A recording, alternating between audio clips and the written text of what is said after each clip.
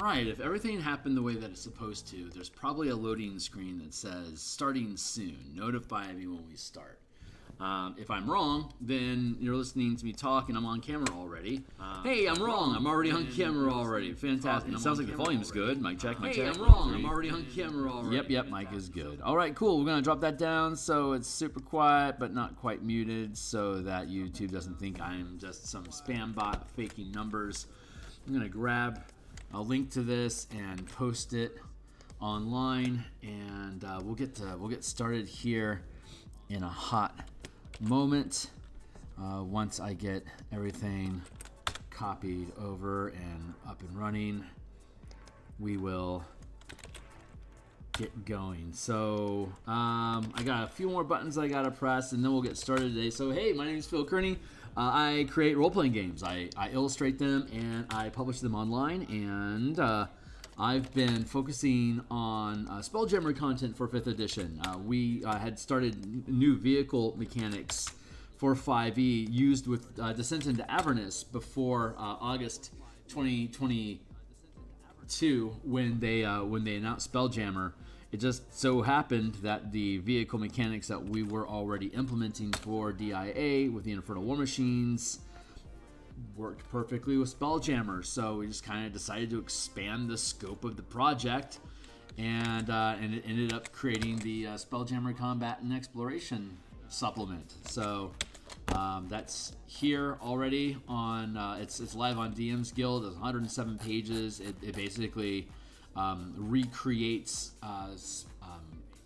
the combat, spellcasting, and exploration chapters of the player's handbook and related content in the DMG, so that you can, as characters, operate ships, vehicles of all sorts at the scale of 50-foot squares and 500-foot squares, and provide exploration and campaign mechanics for 1,000, 10,000 mile squares, 100 million miles squares for like point and hex crawls and campaigns, how to build wild systems like random wild system generator, how to navigate astral space using 5e mechanics so that it becomes a matter of how well do you know your destination, so you can start researching destinations to find them in the astral sea.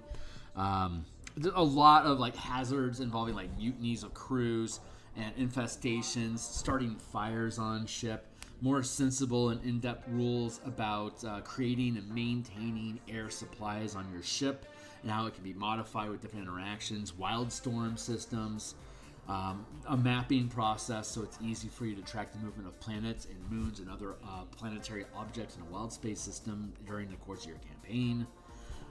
Solid rules for investigation, insight, perception, as like a divination ability with scrying effects using the orrery device that's aboard ships to act as like a scrying sonar radar, scry projector sort of color pool that you can perceive objects through, and action economy using like attacks, bonus actions, reactions, movement, object interactions, and verbal commands, using those 5 components of action economy that a normal character would have in a combat at the 5-foot scale get applied to your ship at the 50 and 500-foot scale, whether you're flying a fighter ship in a squadron or a dogfight, or you're the captain and pilot of a full-sized vessel, or you're a commander leading an entire fleet or squadron of ships into battle against other fleets and squadrons or swarms of creatures. There's mechanics for all that stuff that correlate and work along scale with anything from the 5-foot scale to the 50-foot scale to the 500-foot scale to the 1 mile scale up to 1,000 mile squares. It's a very smooth process. It took a lot of time, honestly, and experimentation for us to be able to find a system that can effectively scale from a 1-hit die creature in combat all the way up to 1 mile or more size battle stations with multiple flanks of weapons and fleets of ships defending them.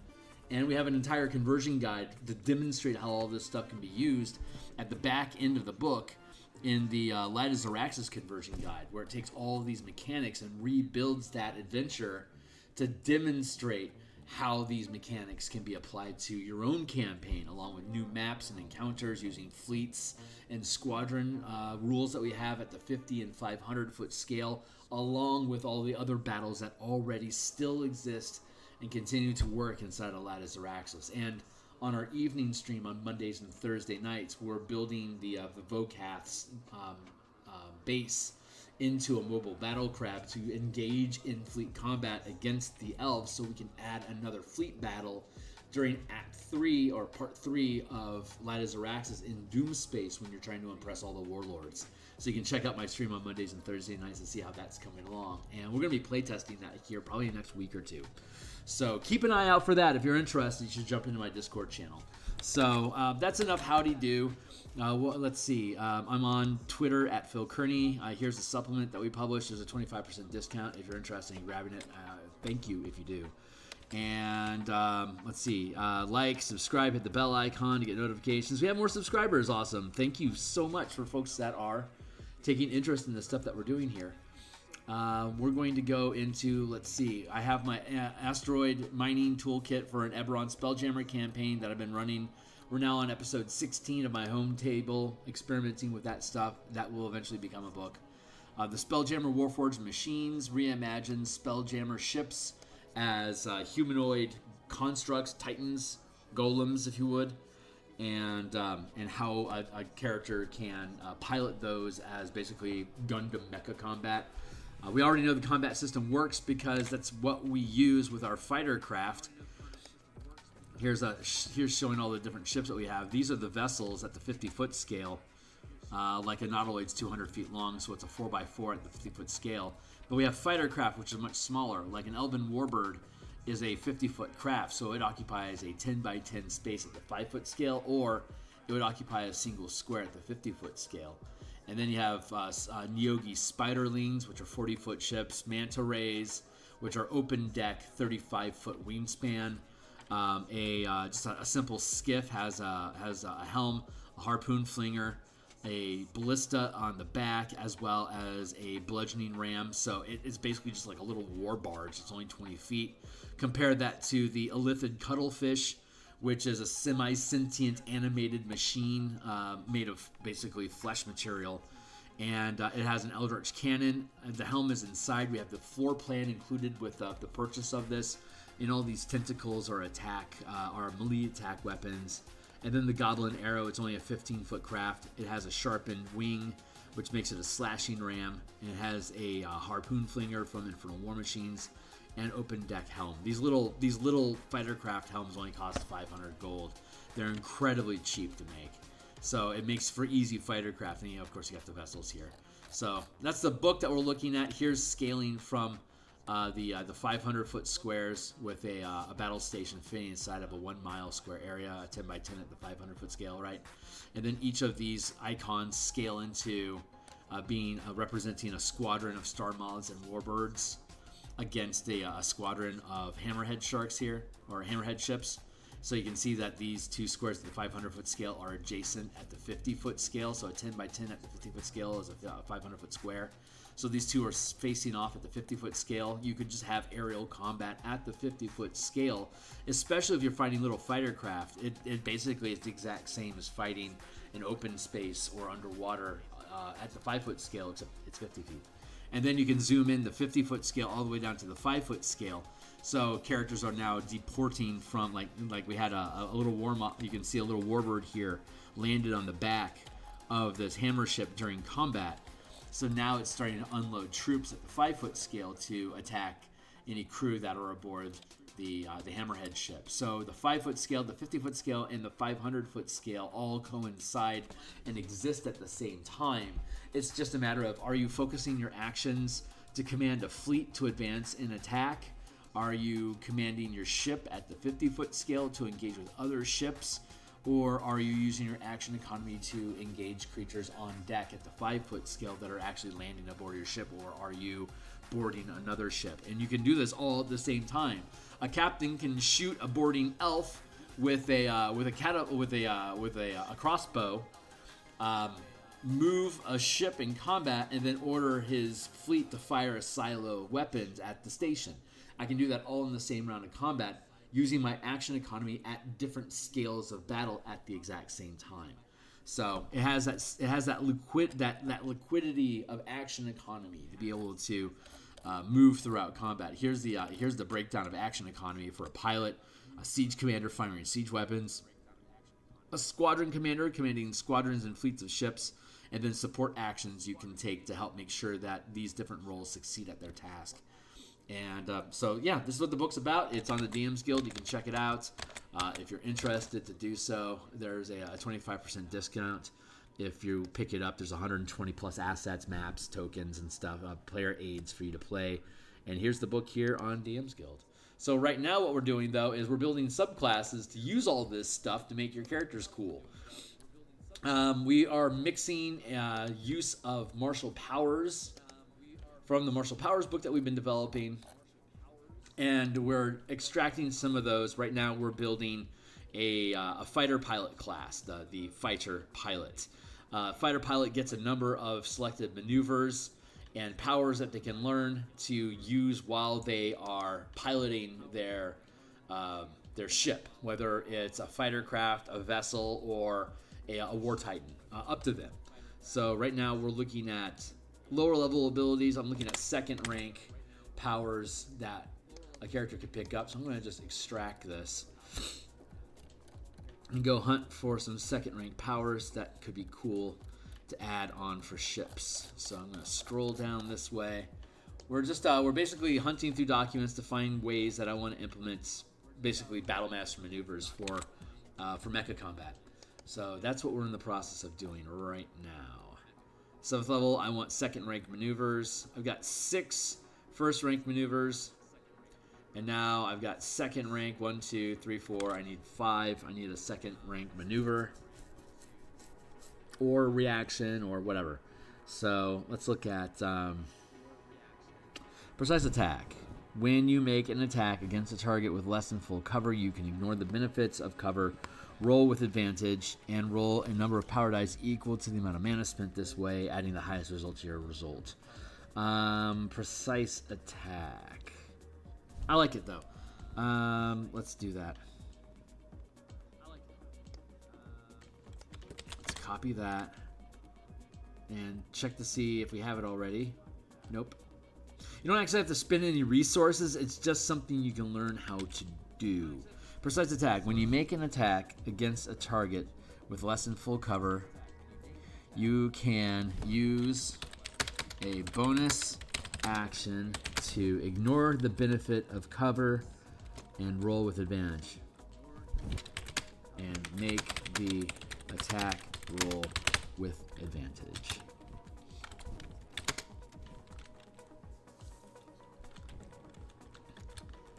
When you make a melee ship attack,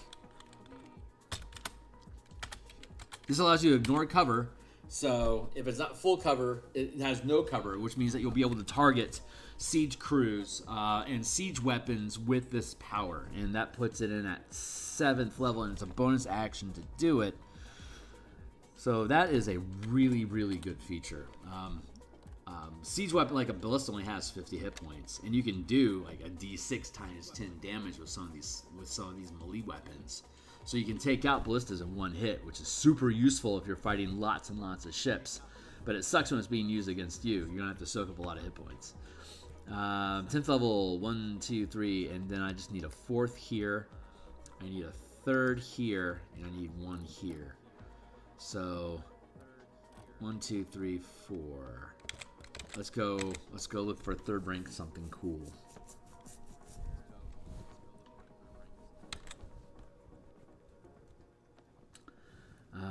Shocking Surge, Hypertonistic, 3rd rank Power. Let's go find a maneuver. There's probably a cool maneuver.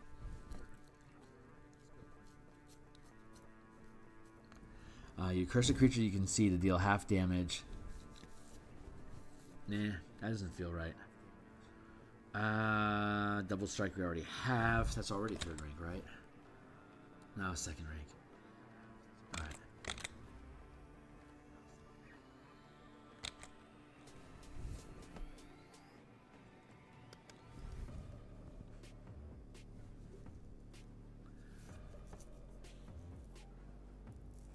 Cursed Brand feels like something that would be a good rogue ability.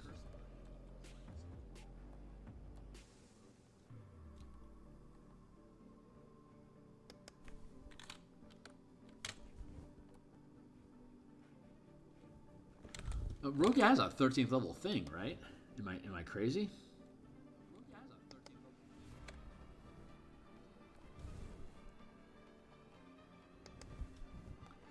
Ninth, thank you, 13th and 17th. Cursed Brand.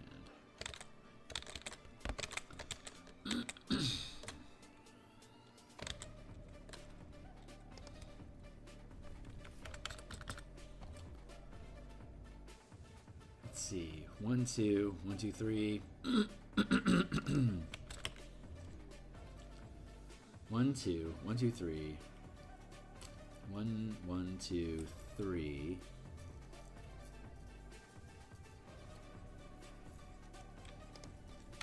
3.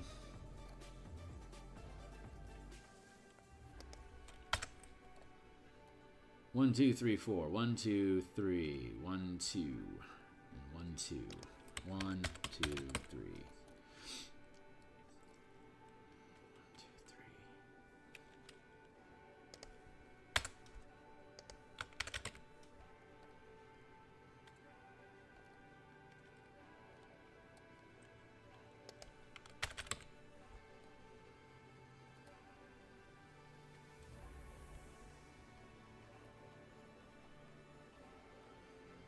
You can use the following. Oh, you can use the following additional pilot actions. That's right. I give you a stack of them.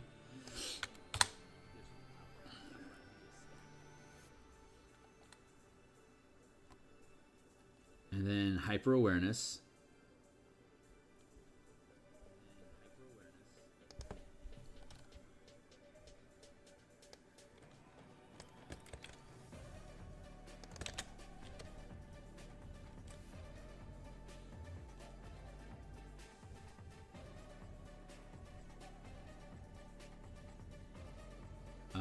While piloting, when you succeed at dexterity saving throw to reduce piloting. You don't need these.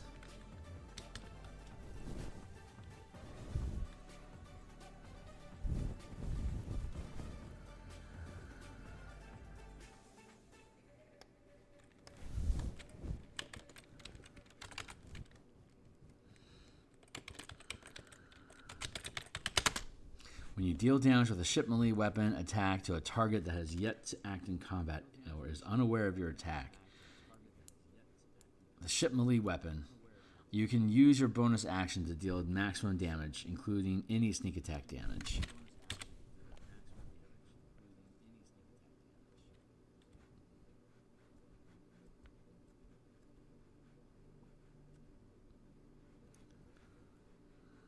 When you use the attack action and deal damage to deal damage with a ship melee weapon attack.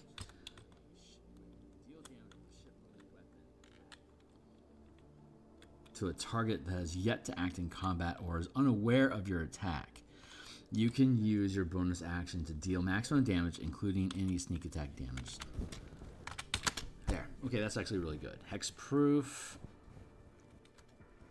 Don't need to include that. Devastating Strike is good as it is on its own.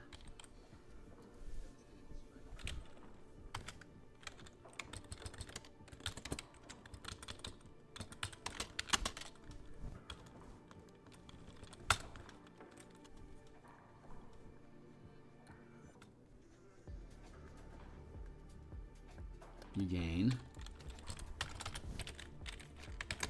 the following benefits.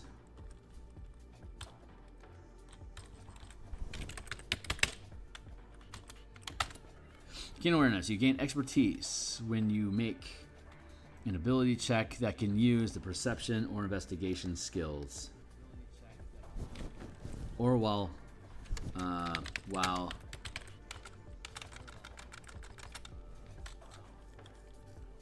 using an Ori to make a scanning check.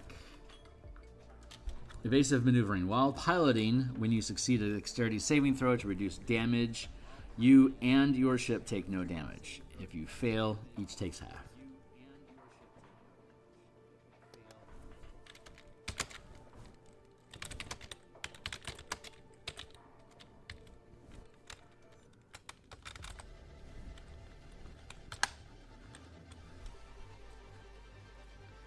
That's good. While piloting weak points, you can strike vehicles with deadly precision. When you make a ship melee weapon attack or hit with a ranged siege weapon within normal range, you can add your sneak attack damage, rolling d10s instead of d6s. For example, a 3rd level stunt pilot that hits a vehicle with a sneak attack deals an extra 3d10 damage. Jesus, that's so good.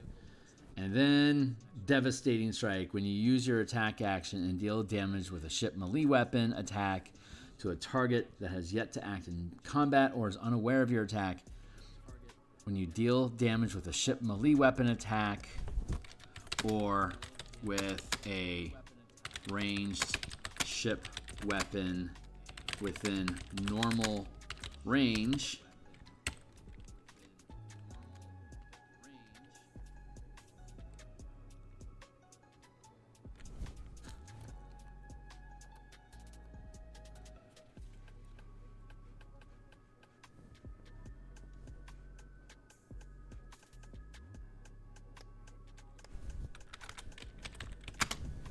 yeah, siege weapon. Ranged siege weapon.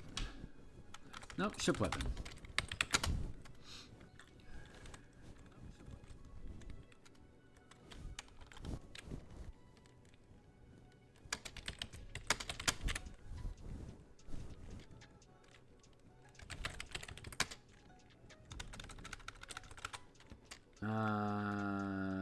To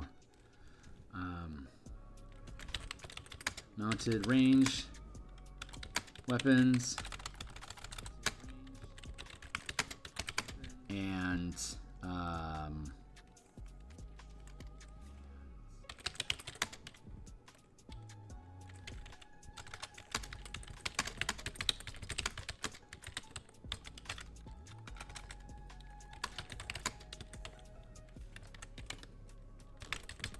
while piloting a vessel larger than 50 feet in size, the sneak attack damage dice increase to d10s instead of d6s.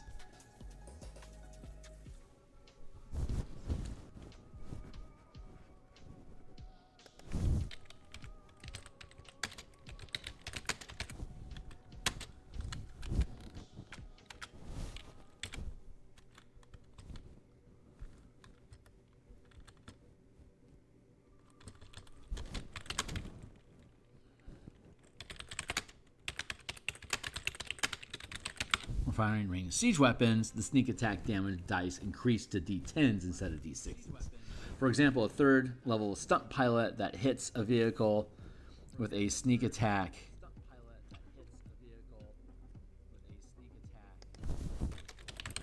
using a ranged siege weapon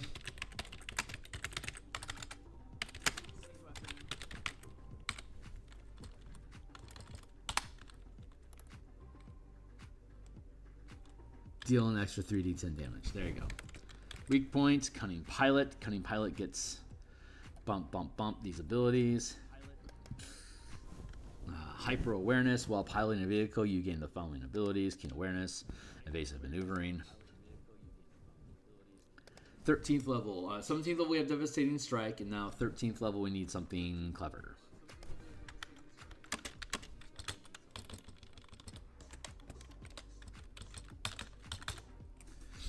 Let's go take a look.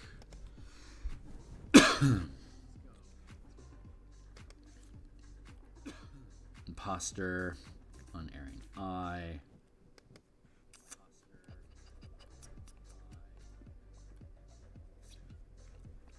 Death's Friend.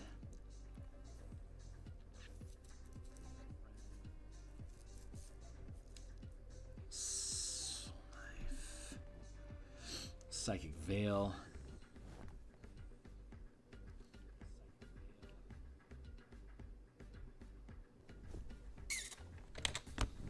Okay, not bad.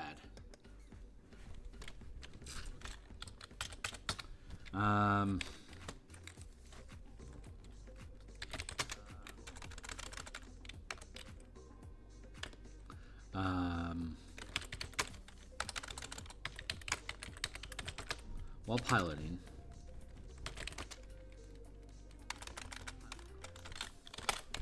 when you use cunning actions,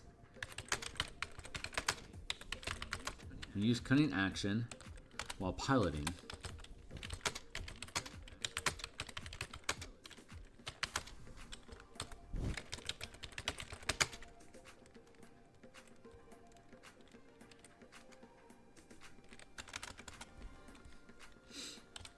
there, okay. So when you use cunning action while piloting, you can choose to become invisible until the beginning of your next turn. If you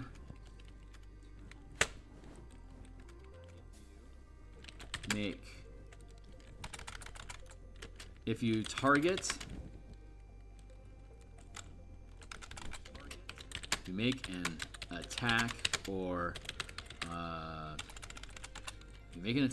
cast a spell that targeting. If you make an attack or cast a spell against a target outside of the space your ship occupies.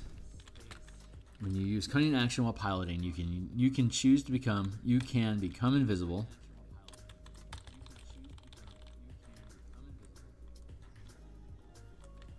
When you use cunning action as a bonus action. When you use cunning action while piloting, you can become invisible until you can choose.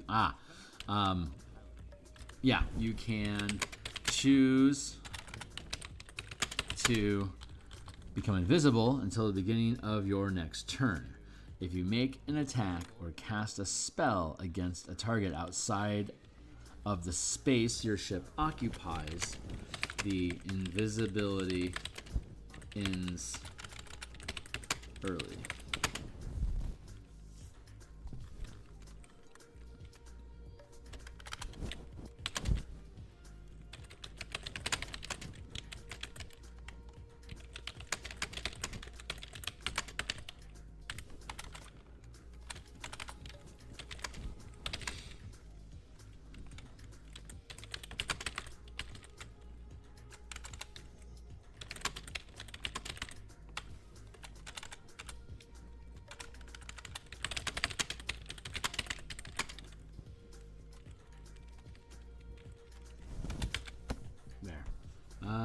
It's not bad.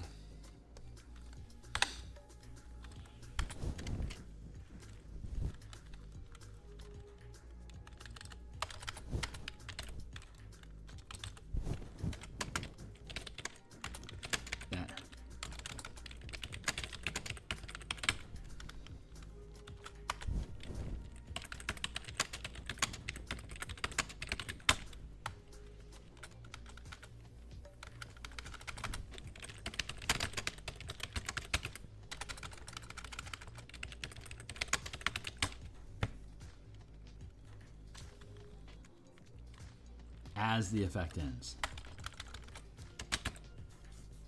There, cloak on cloak. Cloaking, that's what we should call it, cloak.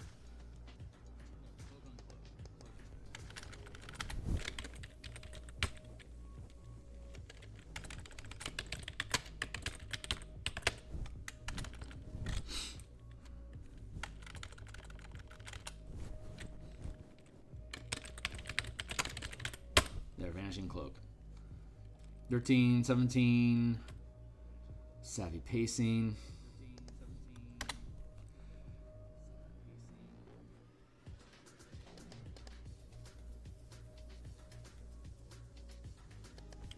while pacing.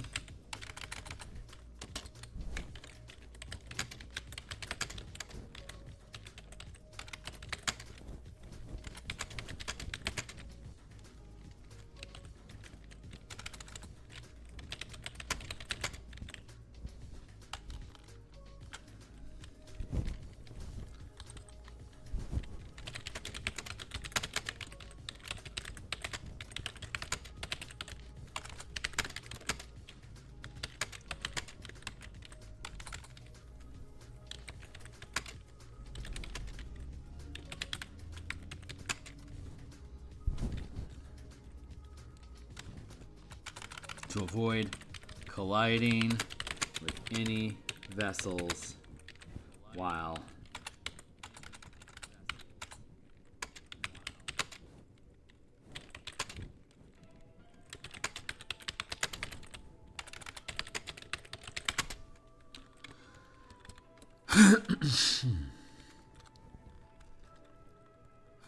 to avoid colliding with any obstacles while you are pacing, while you maintain the pace, while you continue to pace your target. If you fail, you end pacing. You end pacing the target as normal.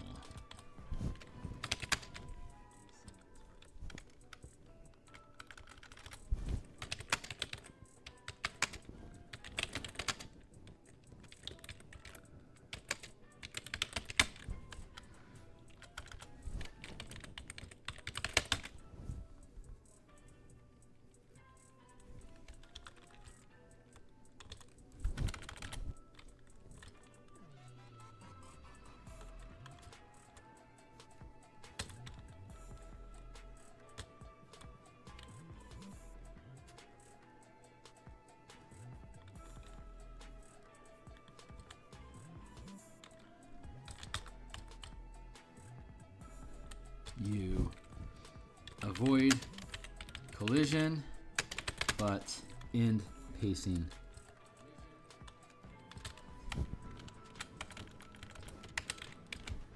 There, end pacing. That feels really good. As a reaction to, you can make a dexterity saving throw DC 15 to reposition.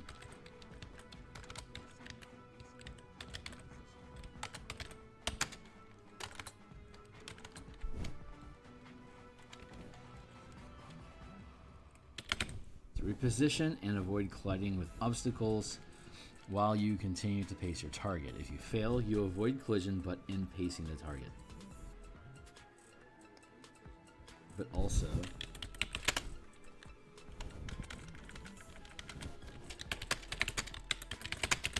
the pacing ends. There. Good wording.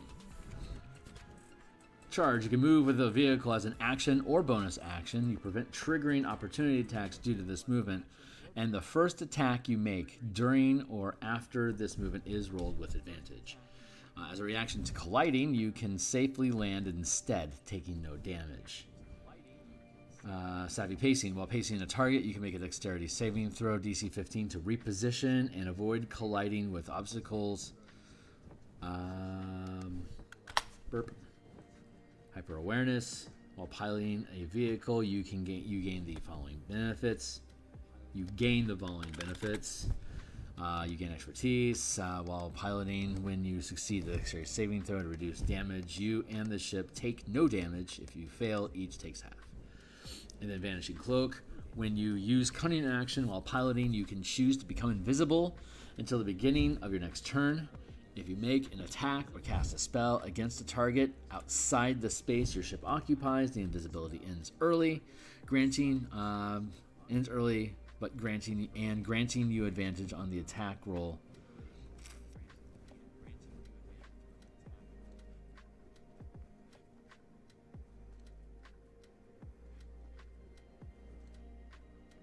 And you gain advantage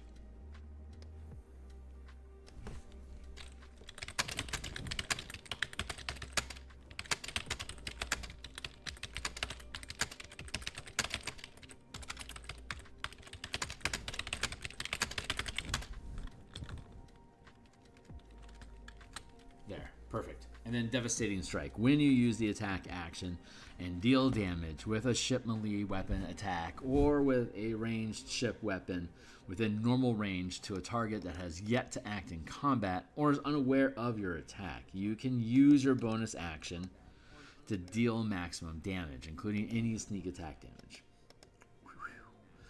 Perfect. Okay, so Rogue looks really good now that we have Rogue locked down.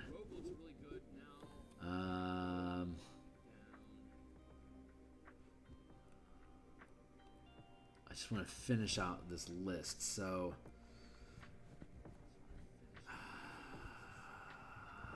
you gain 3.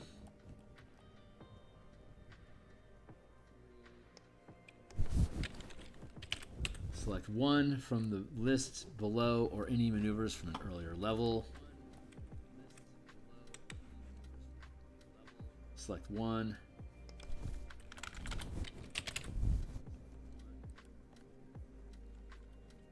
Select 1. Select 1. So 1, 2, 3,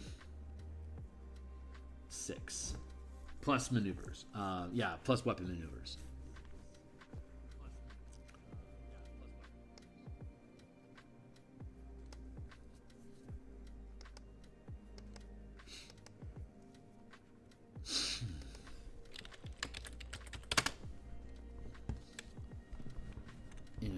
You can use any weapon masteries you know with weapons wielded with the appropriate weapons wielded while piloting a Titan. In addition, select 3 pilot maneuvers from the list below.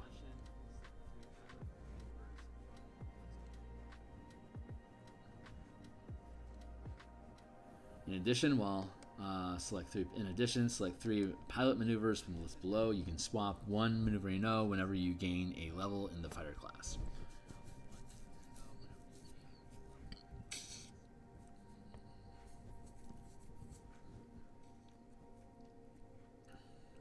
Two, 3, 4, 5. 3rd rank, 4th rank, 5th rank. As a reaction to a source you can see targeting you with an attack, you create a momentary opaque barrier that surrounds your ship, granting you full cover against the attack, causing it to automatically miss unless it ignores that full cover. The barrier disappears after the attack.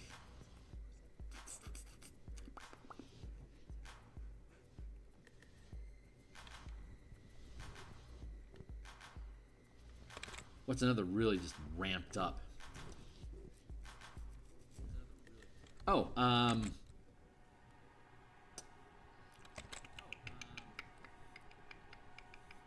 let's go find something cool.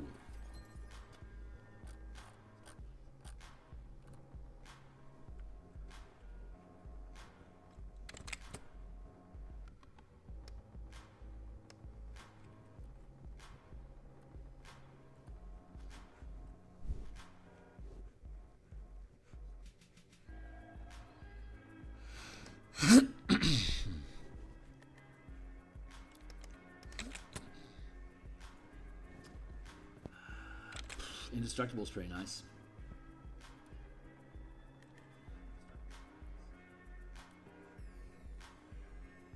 Let's do that.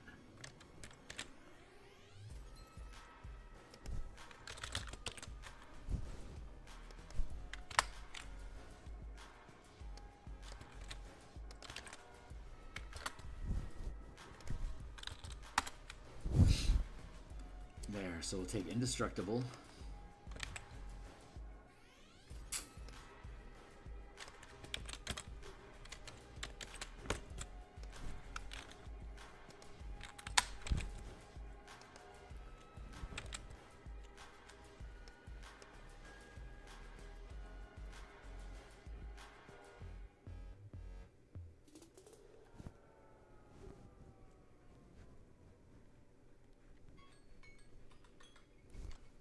I love layup shot. That's so fucking fun. When you hit a ship melee weapon, when you hit with a ship melee weapon attack, as a reaction, you can command a siege crew to fire a ranged siege weapon, a ranged ship weapon,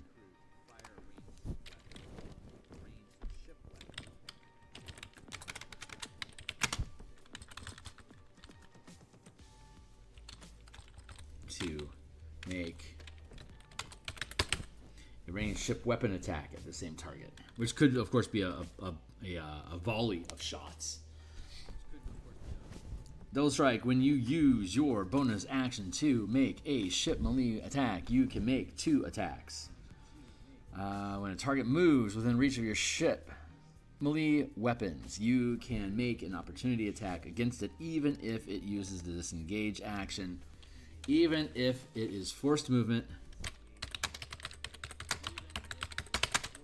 or it uses the disengage action. Tight. 3rd rank. So let's go find. There's got to be a 3rd rank, something that sounds cool.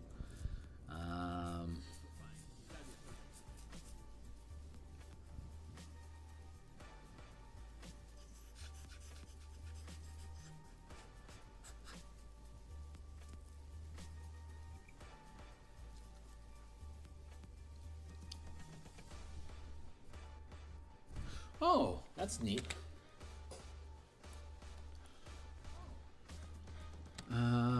Sure, let's do that. Oh,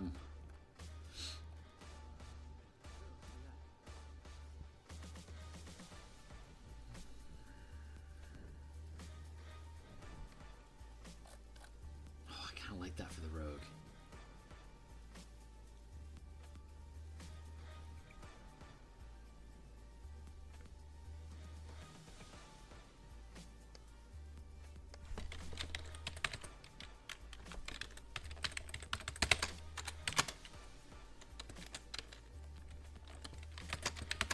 You can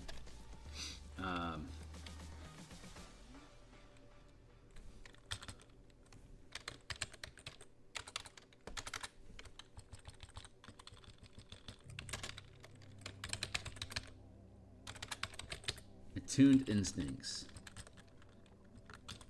Let's do it. Intuitive attunement.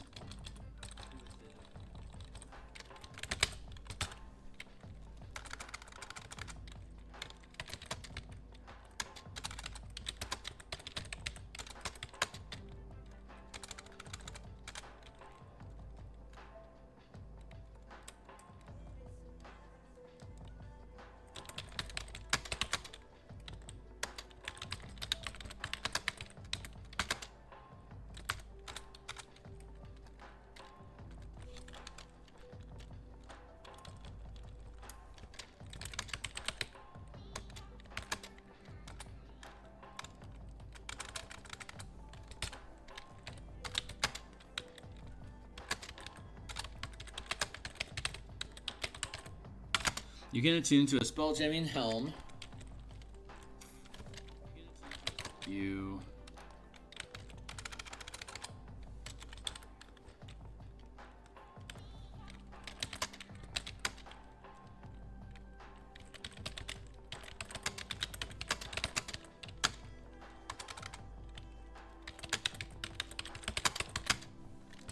as an object interaction. Period. That's really freaking slick.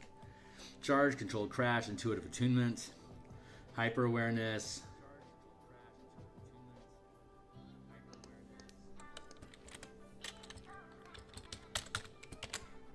Keen awareness.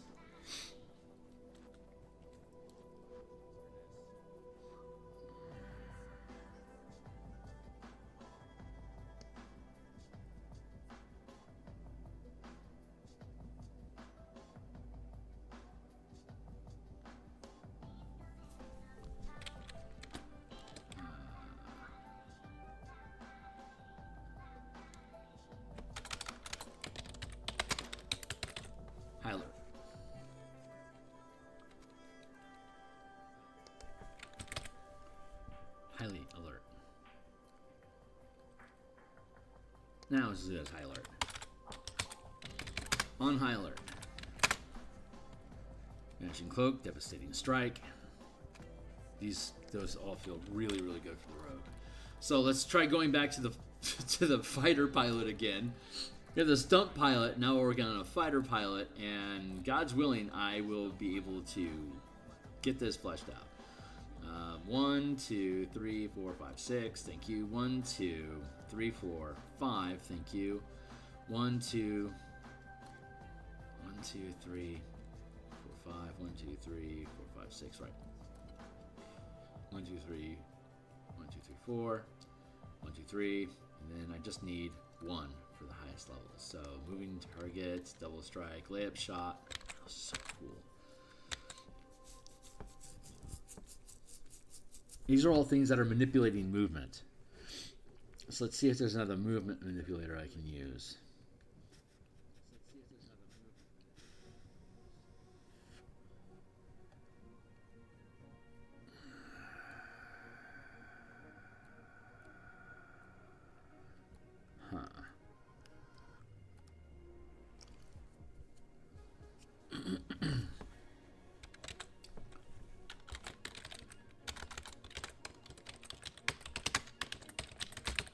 Strafing attacks.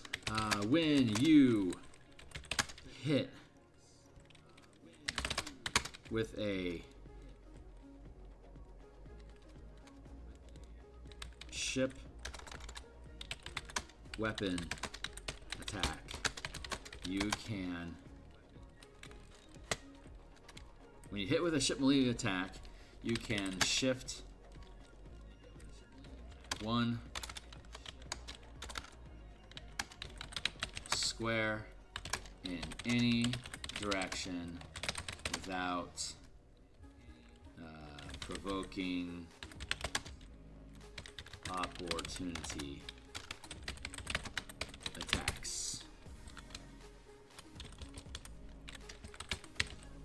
There, when you hit with a ship melee weapon attack, you can shift 1 square in any direction without provoking opportunity attacks. That's actually really freaking slick. That all 4 of those things are like movement are like movement effects. I didn't intend that, but I love that it is. Layup shots. Well, this involves movement. This involves movement. This is double tapping, and this is double tapping. So value added attack stuff. Hypertonistic is when you make opportunity attack. Right, when you, okay, yeah. Provoking opportunity, okay, good.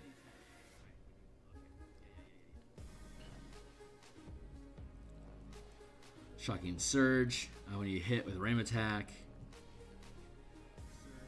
I'll go with that stuff. Combat Maneuver, 1, 2, 3. Oh my god, I'm down to 1. Okay. And then we'll see if there's anything else that we need to feed in. Okay, so Indestructible. What a cool crap can we do?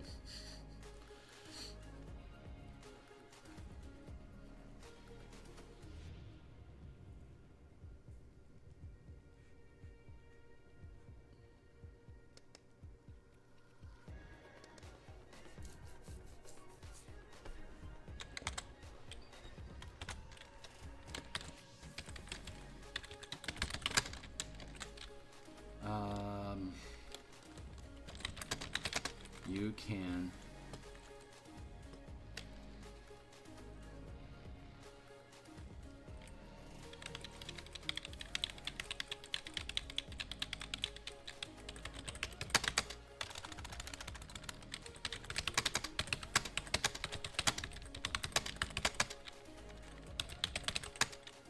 expend a use of your second wind feature. There it is. When you fail an inertia shock, you fail an inertia shock check, or the ship you're piloting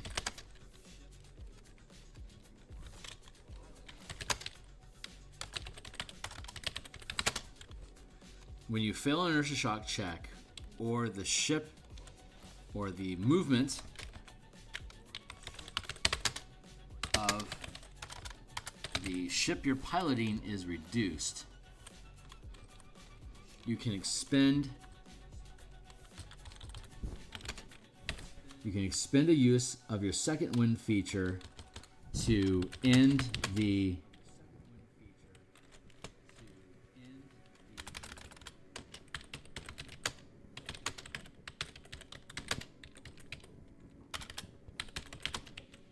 to ignore the inertia shock effect or end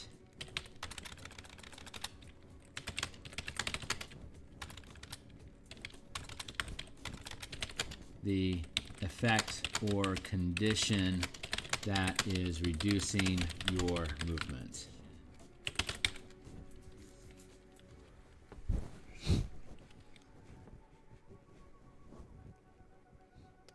To ignore inertia shock,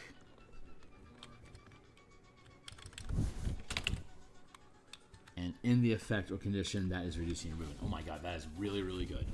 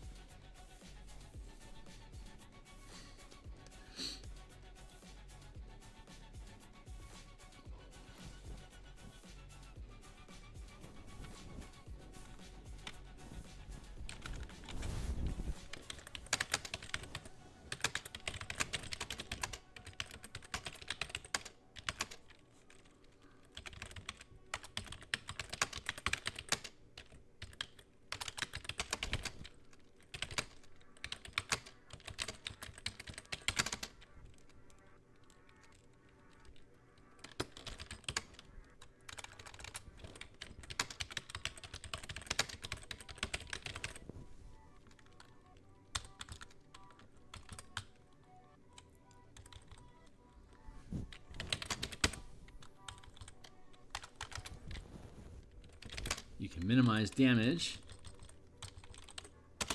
taken by the ship you pilot. While piloting, while maintaining concentration, you gain your ship. You and your ship gain resistance to all damage, and attacks can't score critical hits. In addition, as a reaction to taking damage, you can dismiss this power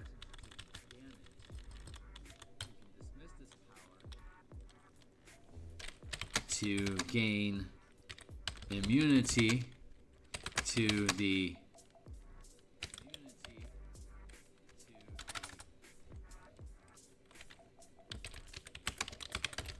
chosen damage until the beginning of your next turn.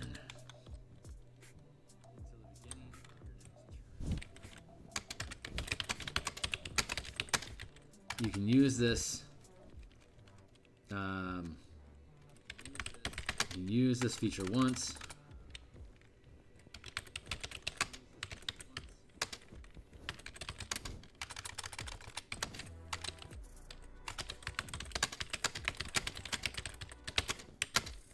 And you finish a short rest.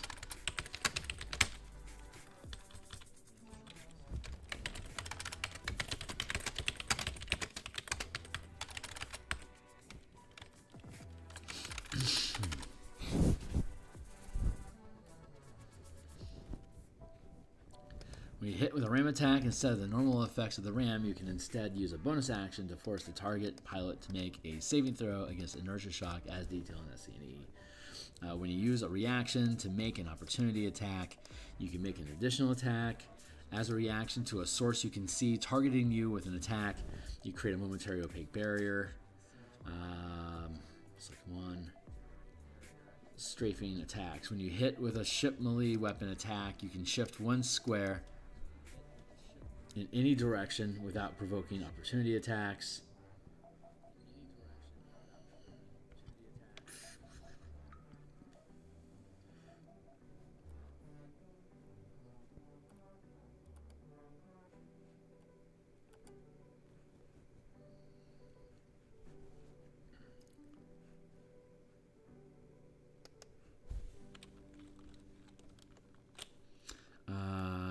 Your combat power extends your size of temp.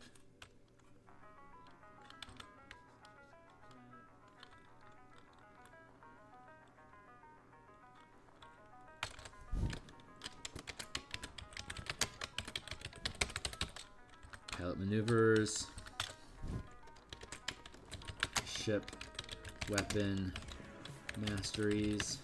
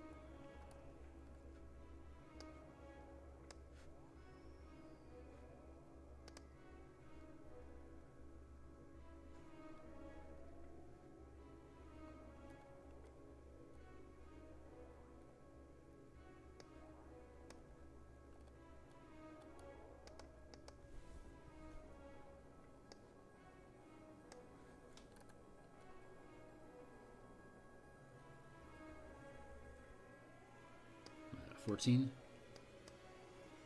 $13.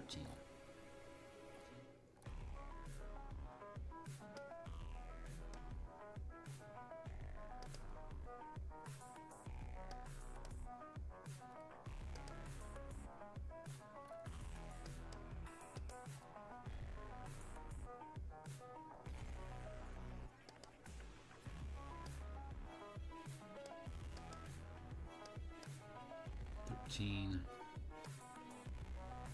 $12, $12,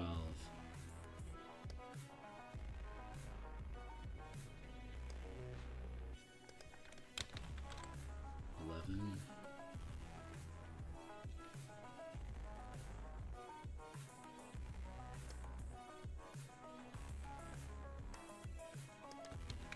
$11. This should be 13.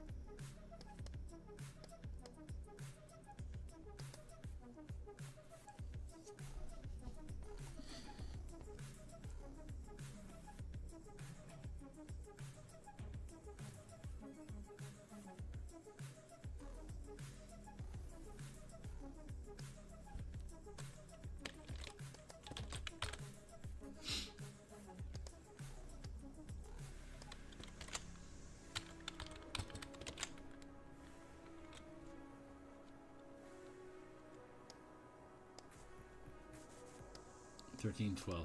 Okay, there it is.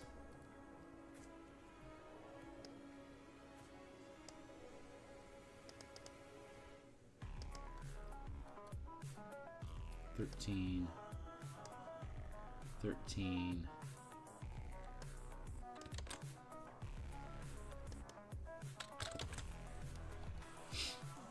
There, now we're straight.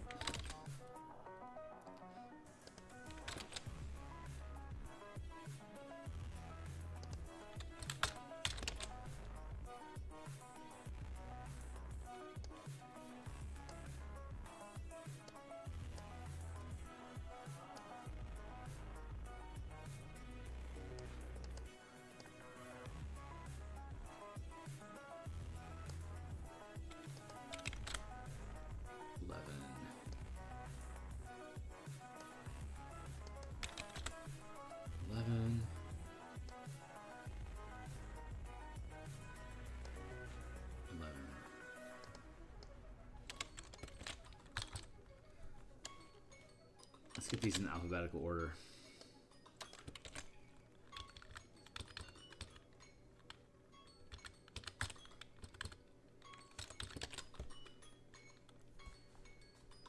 We're doing good. This is coming along. I'm really happy with this stuff. It's cool as shit. We'll be able to play test this stuff pretty soon.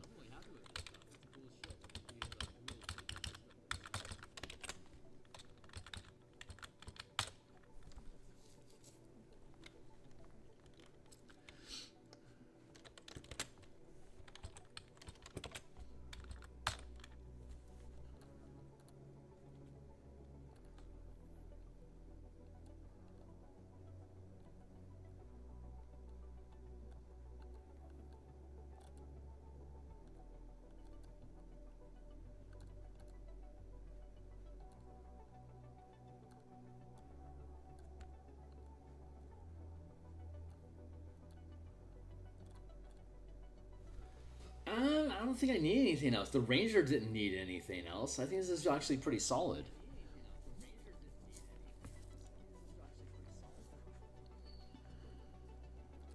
Yeah, so I think this is good. Fighter's done. Fighter is fucking done. I have the Rogue already done.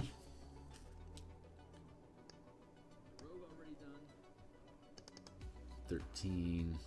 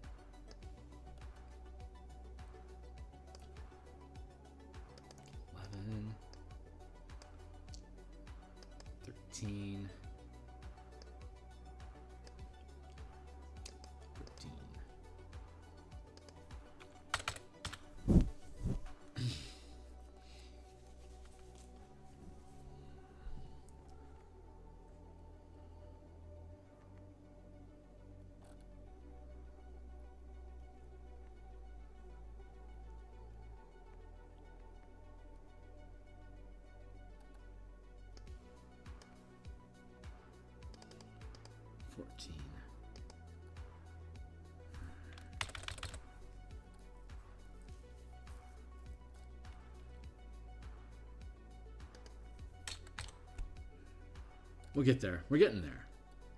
So we got what? 1, 2, 3, 4, 5, 6, 7, 8. 8 more to go. And what time is it now? Still got 20 minutes. I'm going for an hour. Cool. Hour 20 minutes today. Not bad. So, Oath of the Voyager. That feels good. Oath of the Voyager.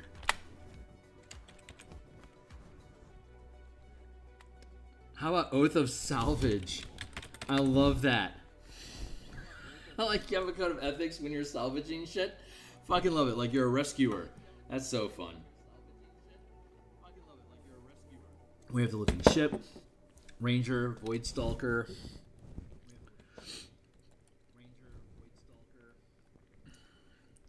Sorcerer, Star Soul. Warlock, Pact of the Dead Gods. Maybe Wizard School of Navigation. That sounds kind of fun. Circle of Wayfinders.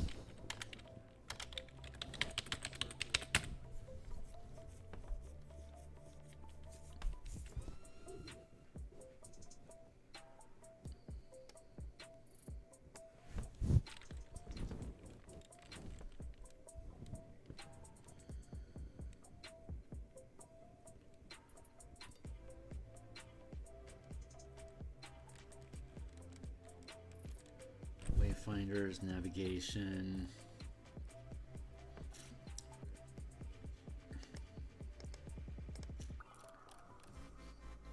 Star Soul, living ship, salvage, Void Stalker.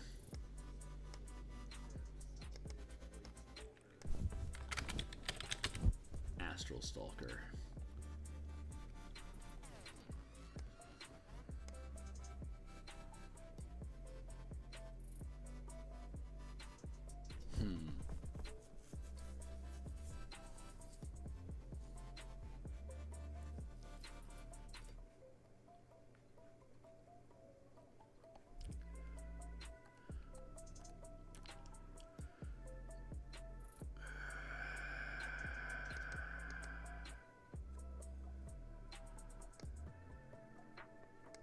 Let's go with Void Stalker here.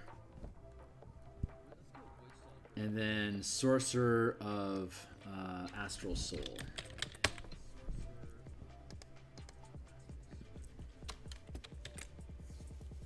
Okay, let's go take a look at Monk.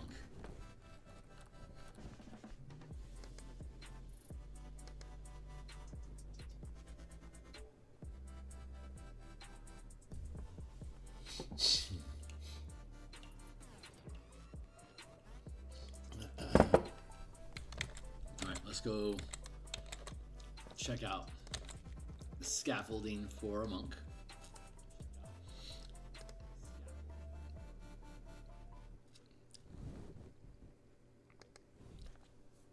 Wednesdays every week like this at lunchtime we do Spelljammer Subclass design. On Mondays and on Tuesdays and Fridays we do Martial Power Subclass and system development.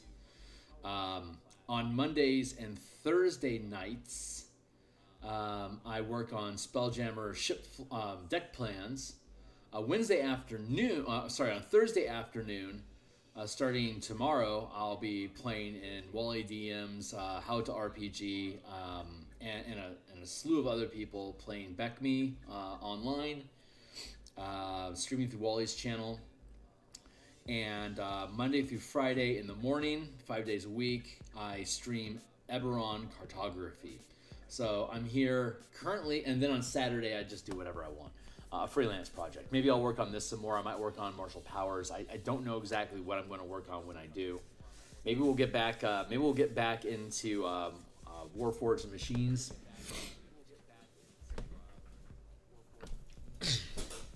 Might actually be a good idea to combine the subclasses with the Warforged, with the War Titans book.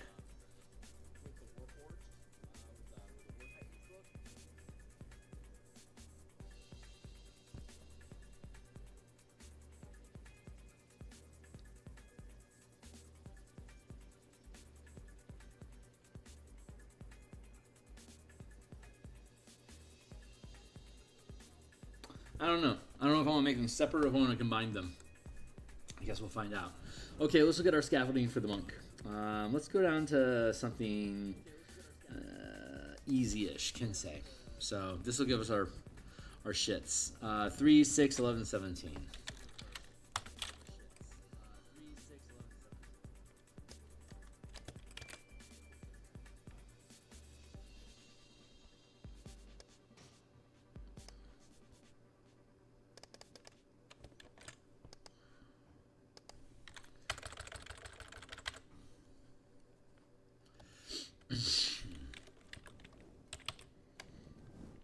Perfect the connection between pilot and ship.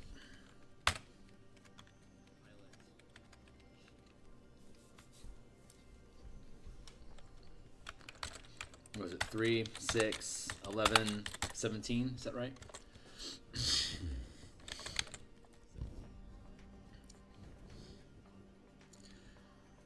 One, 2, 3, 4. Long death.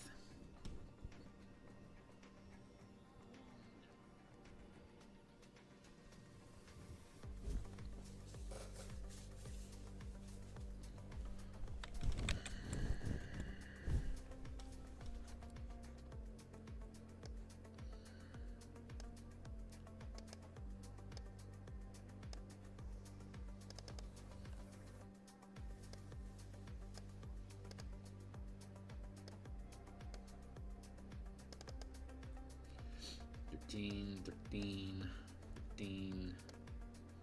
12, 11,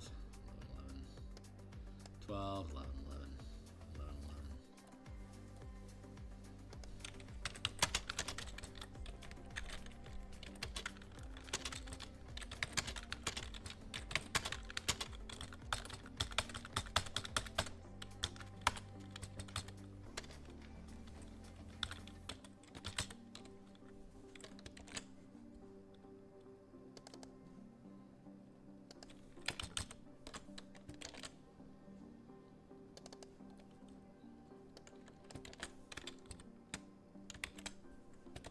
Bold, teen, bold, teen.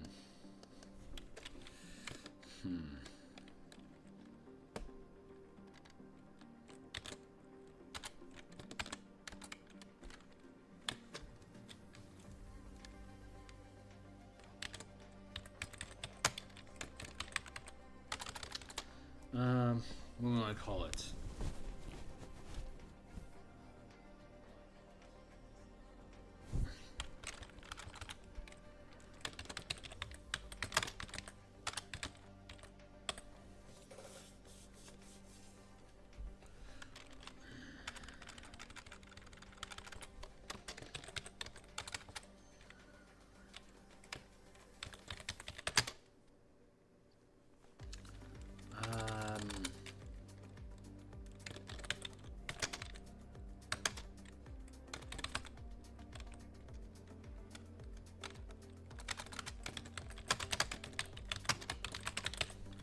Ship Combat, horrible title.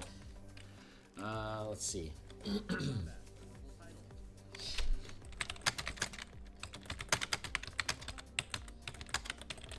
Make a ship melee attack. You can replace the weapon damage die with your martial arts die.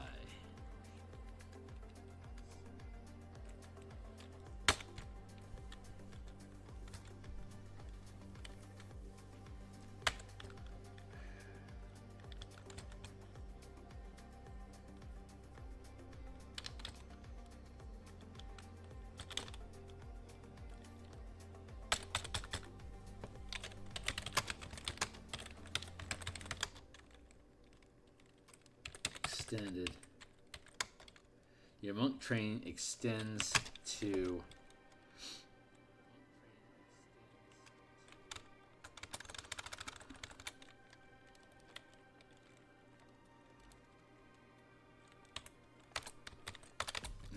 your monk training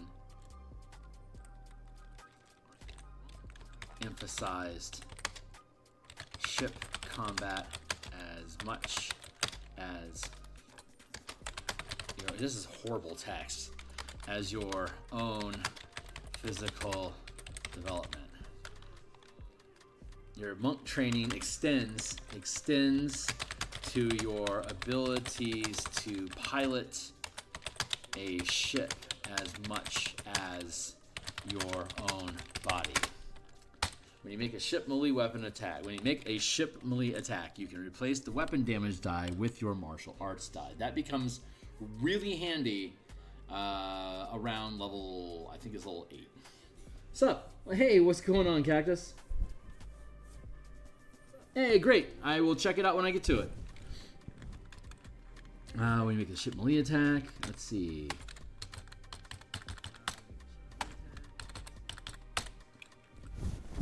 Let's take a look at where the one, because obviously we're going to have to update this for 2024, but that's okay. Let's see. Class features.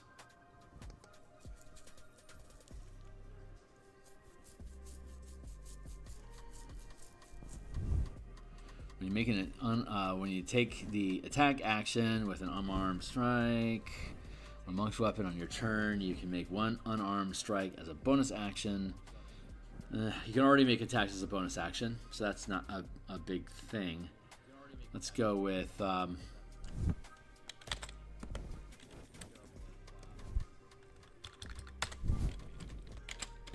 martial arts die. That'll be a 12.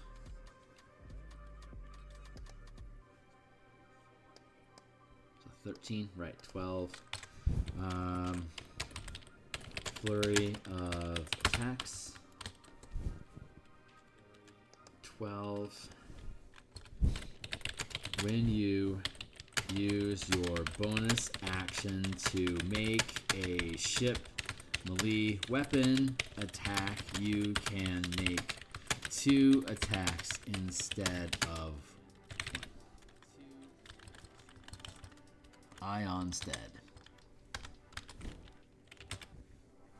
When you use your bonus action to make a ship melee, when you use your bonus action as a pilot,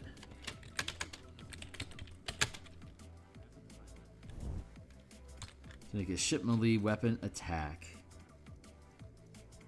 you can make 2 attacks instead.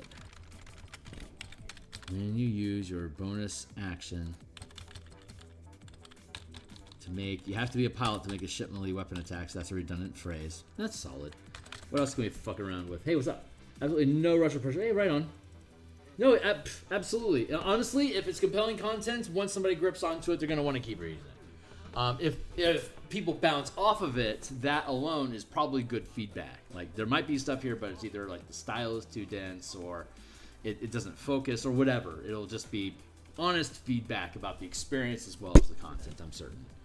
At least once I finally get to it. Patient defense. Let's check out patient defense again. You can spend 1 key point to take the dodge action as a bonus action. You can already take the dodge action, so you don't need to spend a point of key to do that. Step of the Wind, disengage or dash action as a bonus action. I think these things we all do. Hold on real quick. Let's go check out our pilot's action economy.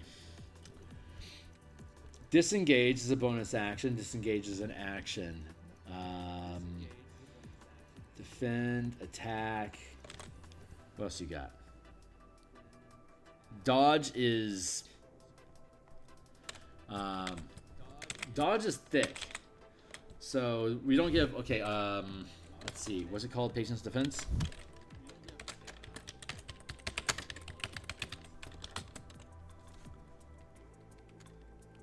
When we play tested, we found quickly, okay, so the way that here's how it works. Patient defense. You can spend 1 key point to take the dodge action as a pilot. All attacks against the ship and the crew aboard. All attacks against the ship and crew from a source not aboard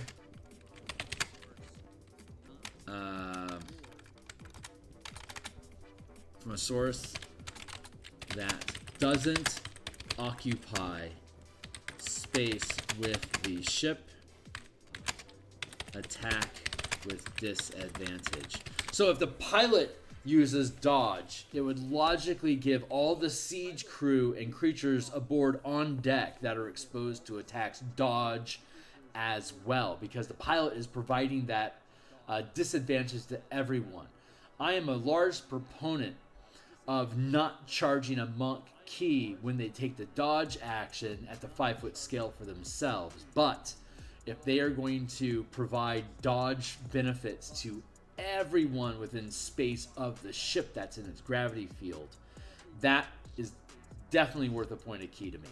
And you would see this because that scales up the ship. Under the normal rules of scaling spell-like abilities, you would spend an extra spell slot to be able to scale the effect of whatever the spell or power is up to affect your ship. To take the dodge action as a pilot, all attacks against the ship and crew from a source that doesn't occupy space with the ship attacks. All attacks roll with disadvantage. All attacks against the ship and crew from a source outside the space occupied by the ship by your ship roll with disadvantage. Click. I can give myself another 20 minutes.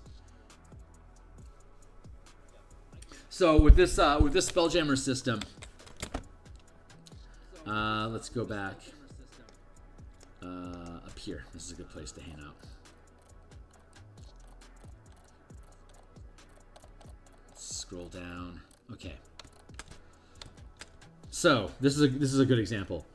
This little squares of circles. There is no Euclidean math in 5e. So this Warhawk is inside, or Warbird is inside the space occupied by this hammer ship. You can see it's partially overlapping here in the circle in this image here.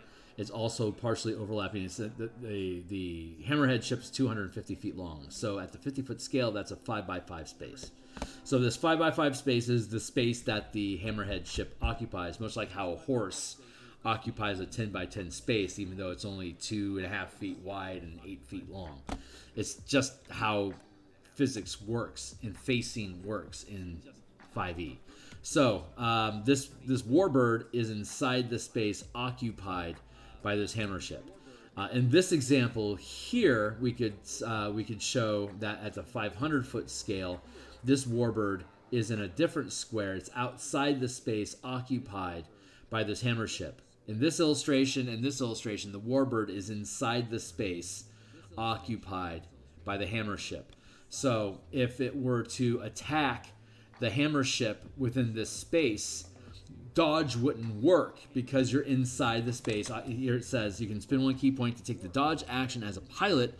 All attacks against the ship and crew from a source outside the space occupied by your ship roll with disadvantage. So if this Warhawk were in an adjacent 500-foot square, you would be firing at disadvantage against the ship or any crew that are aboard it, like these weapon systems. If you then just simply closed space to enter the space occupied by the hammerhead ship, it could have opportunity attacks against you if you do so. But if you wanted to do that, then you would be able to make attacks against the ship and any of the weapons that are open for that don't have cover. You could then make attacks against.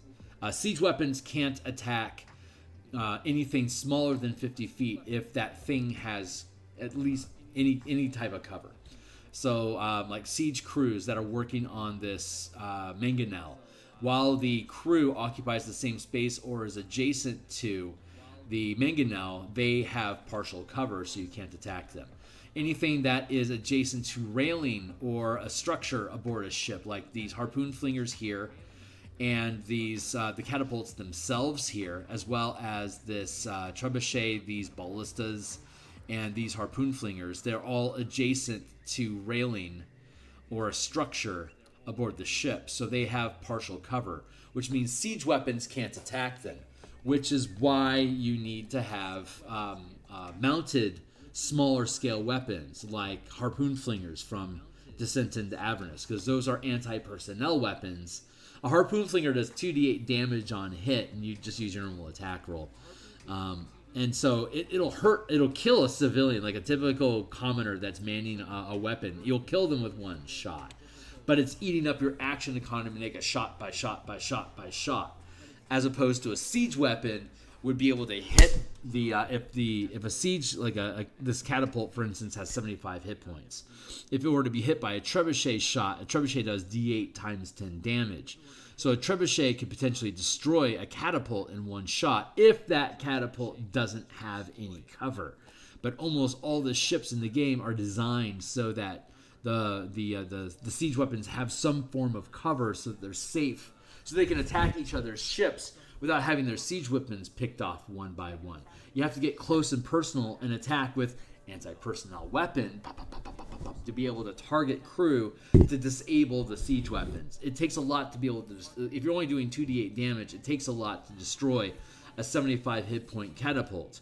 But if you get in close enough, you can target the individual crew members and take them out. So even though the siege weapon still works, there's no one to crew it, so it becomes inoperable. So these are scaling tactics that you can use inside of the game cam, inside of the Spelljammer setting, to be able to change the format of combat away from just boarding a deck and attacking at the 5-foot scale. This allows you to operate at both the 50-foot and the 500-foot scale in ranged and melee combat among your ships, which is the theme that I'm going with for a lot of these Spelljammer subclasses. So that's the logic that's being built into here. 1, 2, 3, and then 1, 2 here, and then 1, 2 here. So that's where these things are all coming from. Art of ship combat. So patient defense works. Flurry of attack works for free.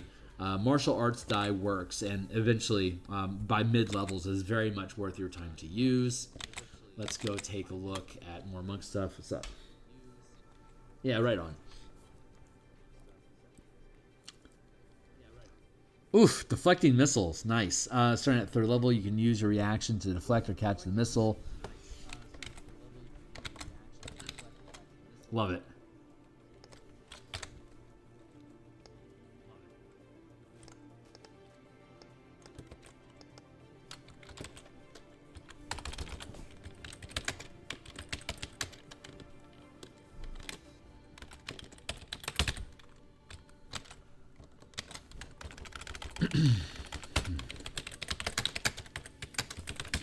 Starting at 3rd level, you can use your reaction to deflect or catch ranged ship weapon attacks.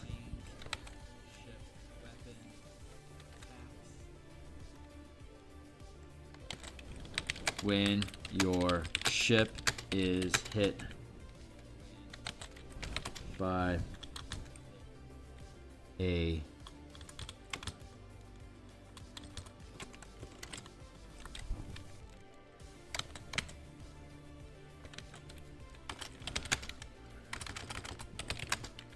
the ammunition, when your ship is hit by a ranged ship weapon attack, period.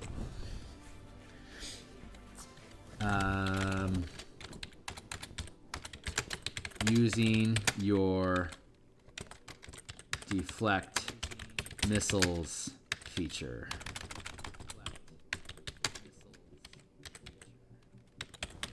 Deflect. Your defect missiles feature. Yeah, this one just doesn't work. When you do so, the damage you take from the weapon is reduced by...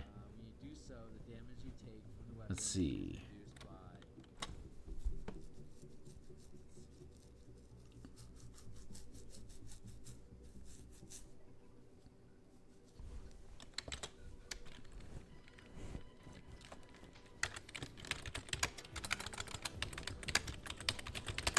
While piloting a craft up to 50 feet in size, while piloting a vessel larger than 50 feet in size. Difference: craft are 50 feet or smaller, while vessels are larger than 50 feet.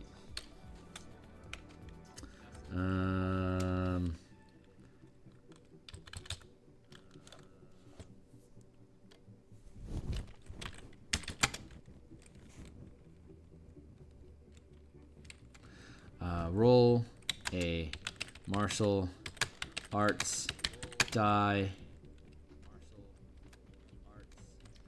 and multiply the result by 10.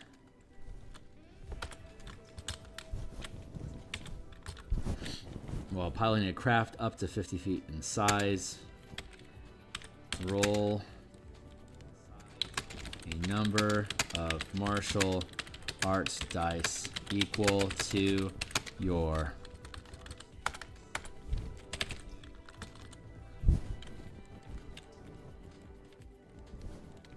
proficiency modifier and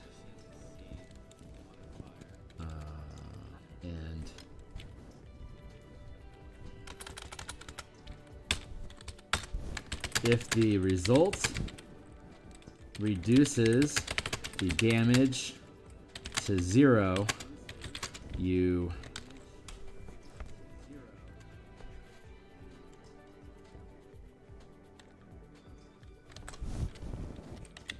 can catch the ammunition.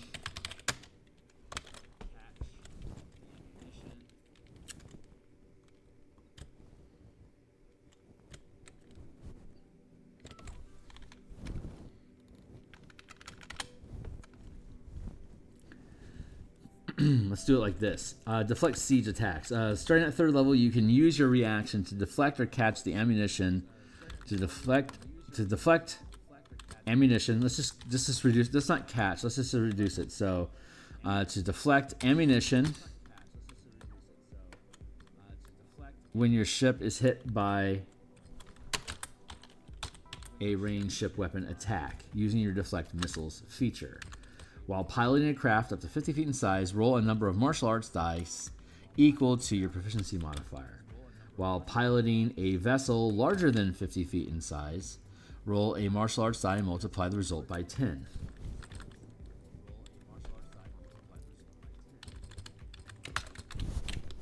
The damage from the attack is reduced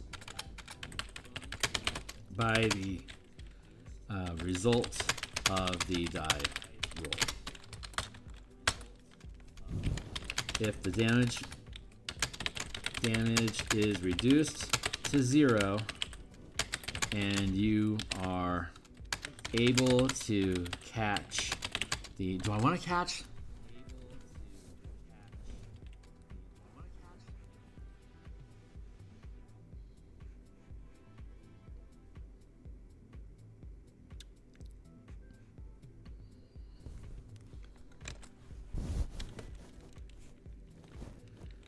Able to catch the ammunition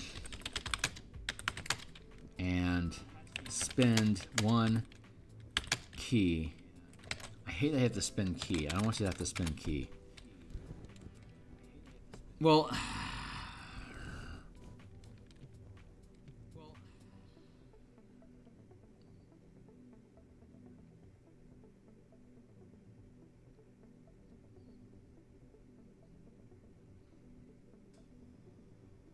yeah, I'm just gonna leave it at 0 right now. I could choose to add that in at some point if I want to, but I don't think I need to. Deflect siege attacks, patient defense, flurry of attacks, and martial arts die. That seems plenty for the artist ship combat at 3rd level. Dun dun dun dun dun dun. Let's go to 6th and see what we got going on.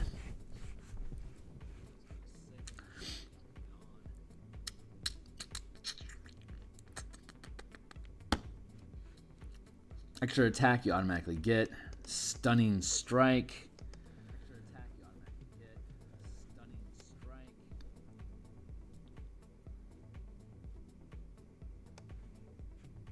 Stunning strike just works with ships already, as per the basic rules. Starting at 6th level. Key empowered. 6 key empowered. Piloting.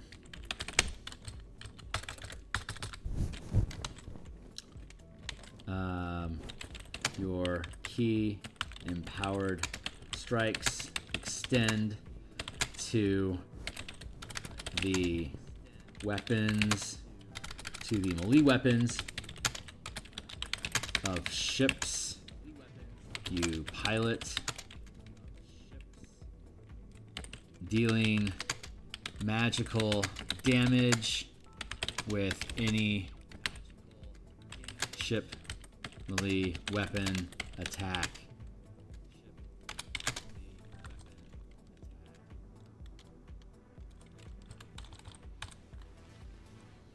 The key empowered strike extends to your ship while piloting.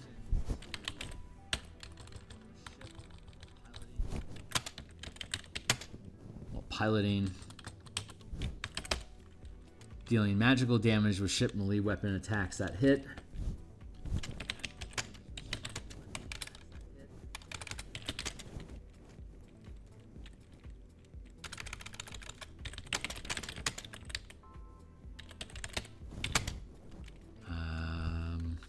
See, your key empowered strikes extend to your ship while piloting. Dealing magical damage with ship melee weapon attacks. Period. That's probably all I need to have there. Period. And then,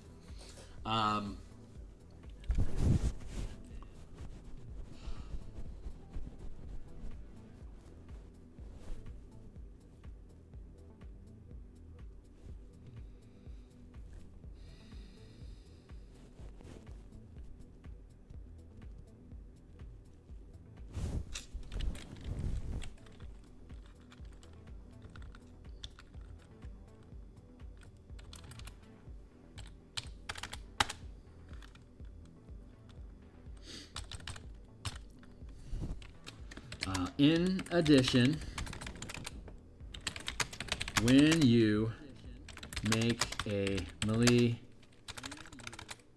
ship, in addition, you do not need to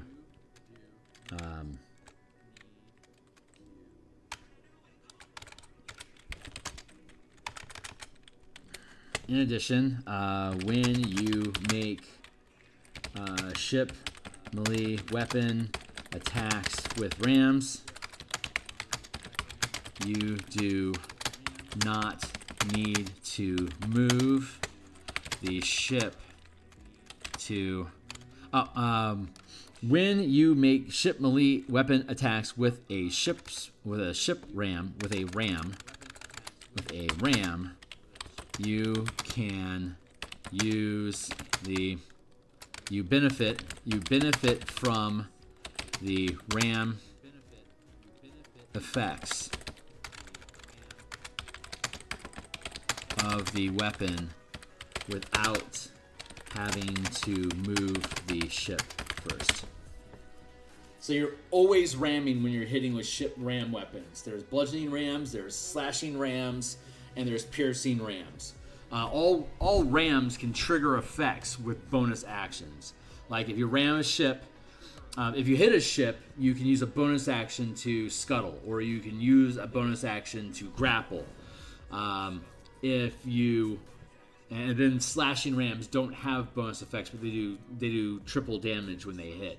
A bludgeoning ram and a piercing ram, while ramming, they deal double damage and automatically scuttle a ship if it's a bludgeoning ram, or grapple a ship if it's a piercing ram. And if you're performing a ram action, a slashing ram will deal triple damage, but no additional effects, instead of double damage plus a kicker effect. So what you can do as a monk is you can act as a ram attack without having to move your ship first. So while you are grappled with a ship, you can use your ram attacks to deal bludgeoning damage for double damage and potentially scuttle the ship while you're still grappling them with your grappling melee weapons, which means that basically monks are dealing double or triple damage in combat while they're using their melee weapons, and they're going to eventually upscale those to using martial arts dice instead of the default dice, like a 250-foot hammerhead ship that uses its bludgeoning ram to deal D8 times 10 bludgeoning damage as a normal melee attack, but if it's ramming, it would do 2d8 times 10 damage, and it would automatically scuttle the ship, forcing basically everyone to make a saving throw aboard the enemy vessel or take falling damage. And but the monk would be able to do that without having to ram first. Let's see. In addition, when you make ship melee weapon attacks with a ram, you benefit from the ramming effects of the weapon without having to move the ship first. Yeah. So it would be 2d8 damage plus a scuttle effect when you hit. In addition, when you make a ship melee weapon attack with a ram. In addition, once during your turn, I'm actually using WotC limitations here. Once during your turn, when you make a ship melee weapon attack with a ram, when you make a ship melee weapon attack with a ram, you benefit from the ramming effect of the weapon without having to move the ship first. So you can close distance, ram, get your grapple, and then use the other attack to do a bludgeoning attack and automatically get the scuttle effect off of it and do double damage twice. Nice. I am happy with that. Your keen power strikes extend to, in addition, what other cool shit can we get?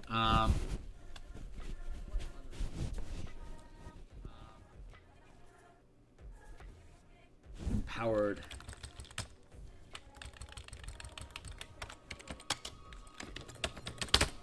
attacks.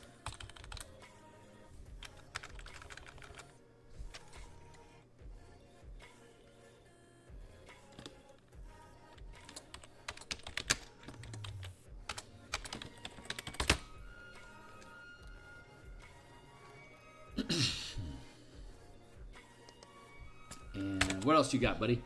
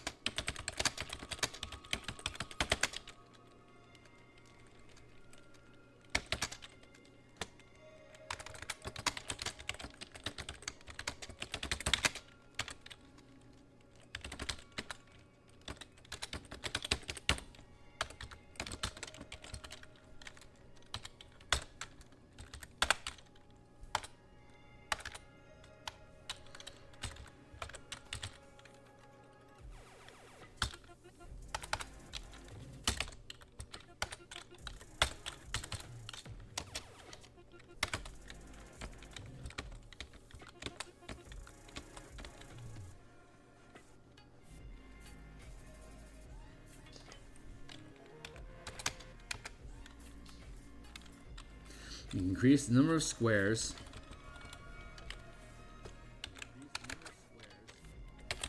your ship moves when you take the move action as a pilot.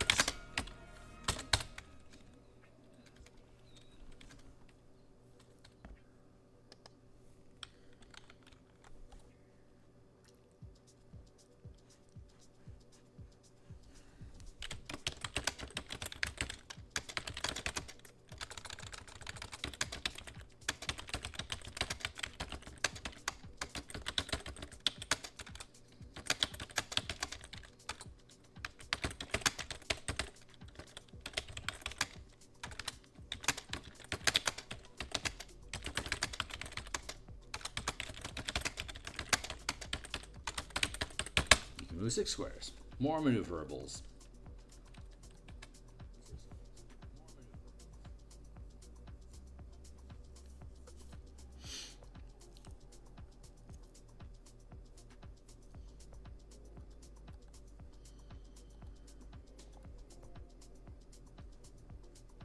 So sales. Let's go to 11th. What we got going on 11th?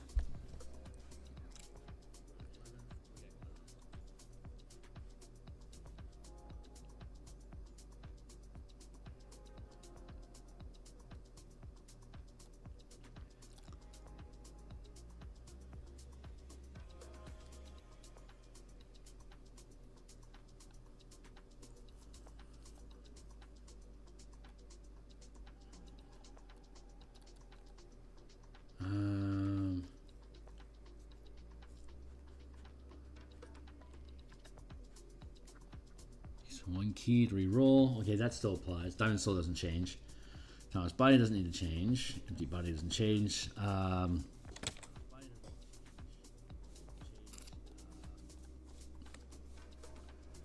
Monk, Way of the Living Ship.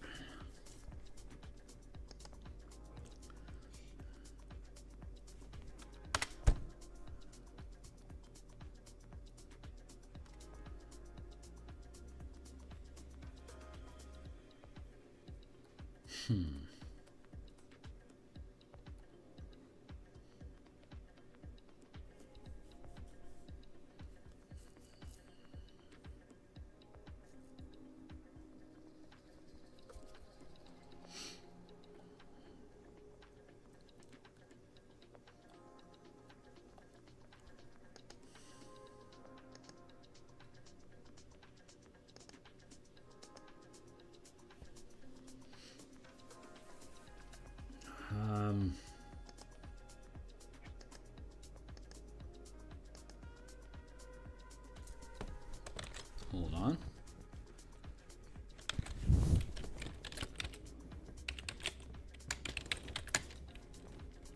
Perfect ship.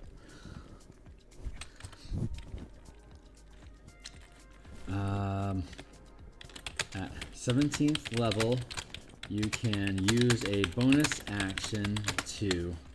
At 17th level, you can use a bonus action to attune to a spelljamming helm aboard attached to a ship.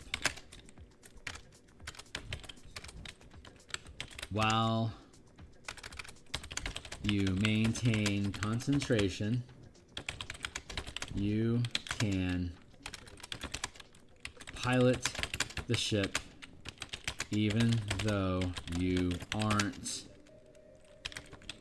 occupying space or adjacent, occupying space with or adjacent to the spelljamming helm. You can use your bonus action to attune to a spelljamming helm attached to a ship that you can see. While you maintain concentration, you can pilot the ship even though you aren't occupying space with or adjacent to the spelljamming helm. You gain all normal benefits and conditions as normal as a pilot. You gain all normal benefits and conditions. You are otherwise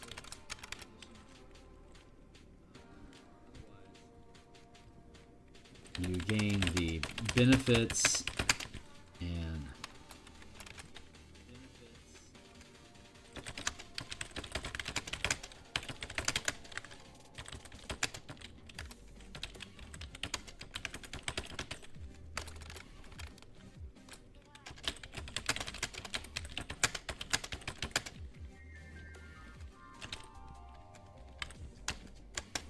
you send in this effect, or you lose concentration. You can use this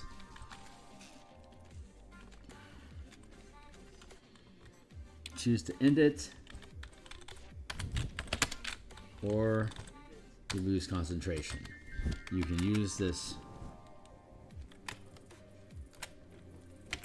period.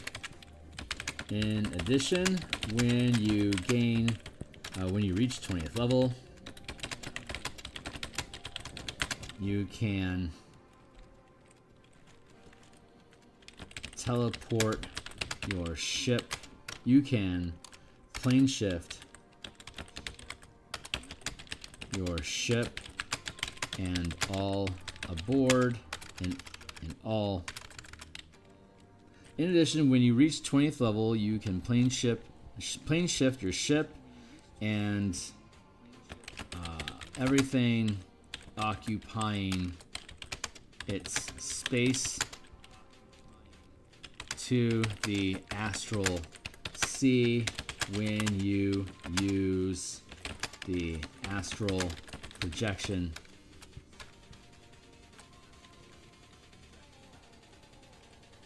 Cast astral projection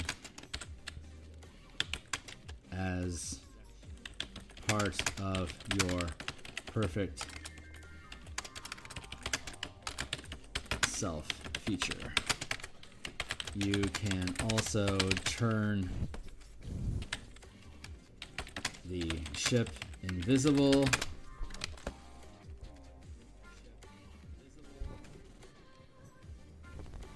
Sorry, that's empty body.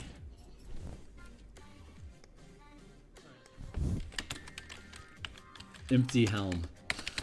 How about that?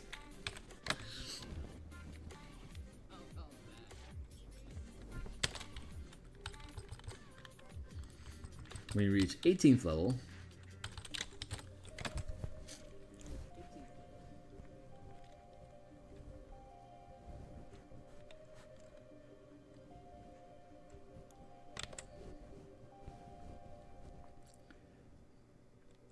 you can, at 18th level, when you spend 4 ki using perfect self while piloting a ship, the ship and all occupying its space become invisible, and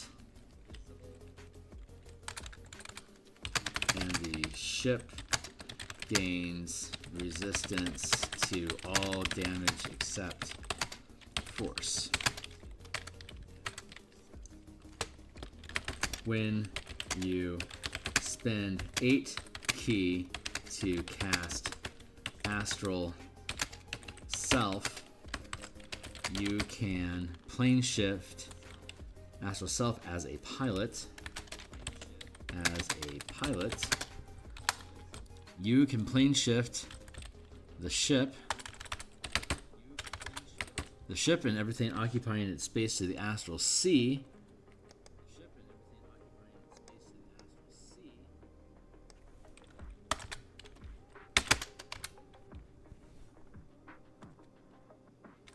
There.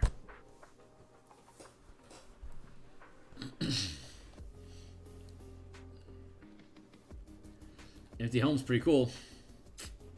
Swift sails, empowered ship attacks.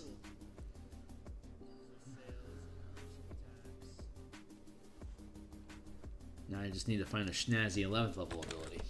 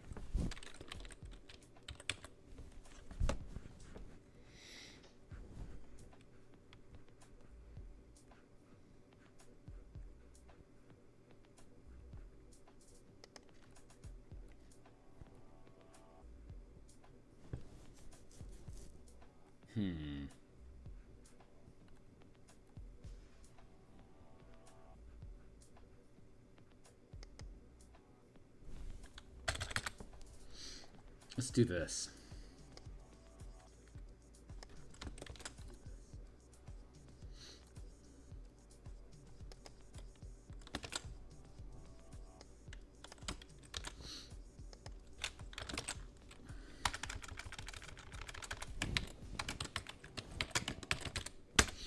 Empty Helm at 6th level. You can use a bonus action to attune a spelljamming ship helm attached to a ship that you can see. While you maintain concentration, you can pilot the ship even though you aren't occupying space or adjacent ship. You gain the benefit and condition of being a pilot until you choose to end it. Leave the space occupied by the ship, or you lose concentration. Empty helm, swift sails, empty ship. At 11th level, at 17th level, while using the empty helm feature, you can retain control of the, you can continue you can pilot the ship. How do I word this? While using the empty helm feature, you can continue piloting the ship.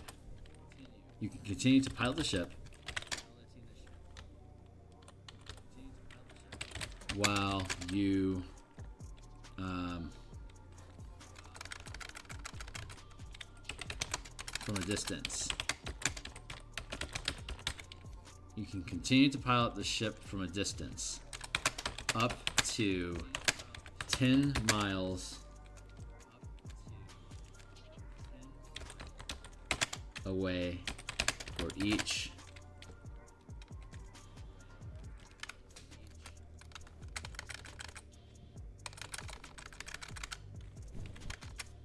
to a distance of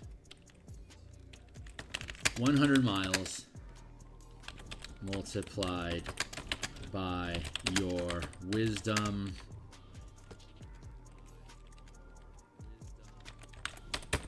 bonus score, minimum of 100 miles.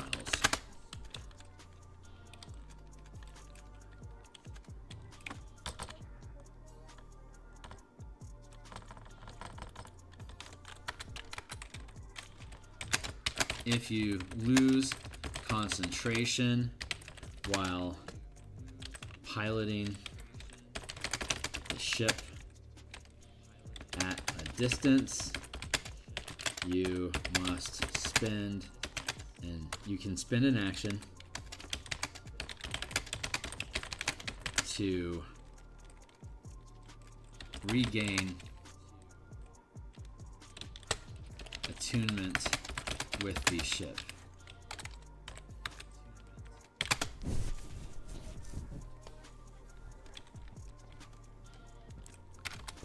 If it remains within range.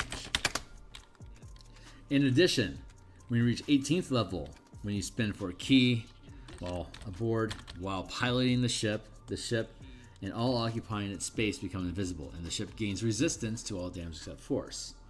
When you spend 8 key to cast Astral Self as a pilot while occupying the space of the ship, you can plane shift the ship and anything occupying its space to the astral sea. That's some cool shit. I am pretty happy with this. So sails, empty helm, empowered ship attacks. Is that 13? And this should also be a 13. Good.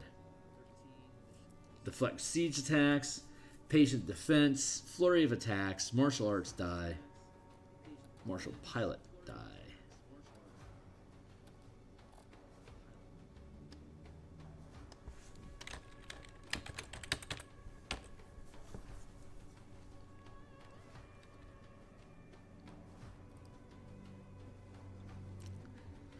Power ship attack, empty helm, swift sails. Oh my god, I'm still missing an 11th level feature. That's fucking hardcore. Okay. I love empty helm and empty ship. That's so fun.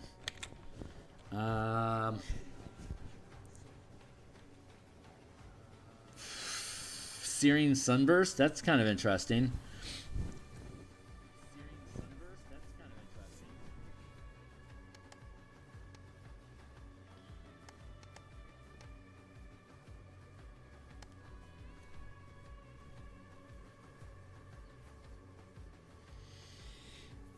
Okay.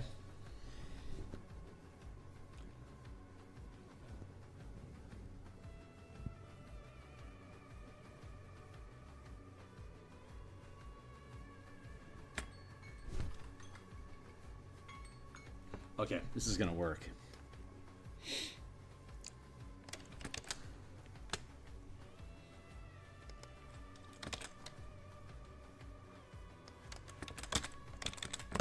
This is going to work.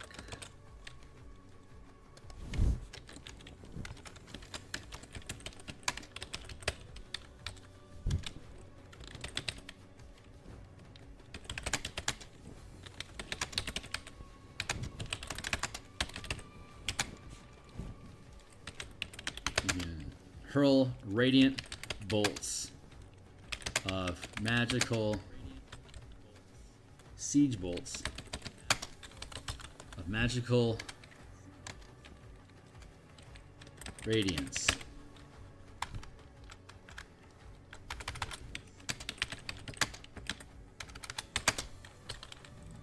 You can hurl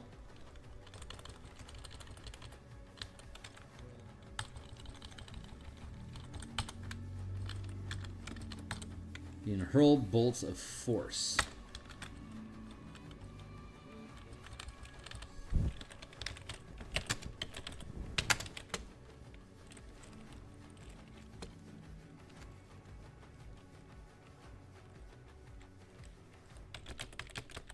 You can amplify your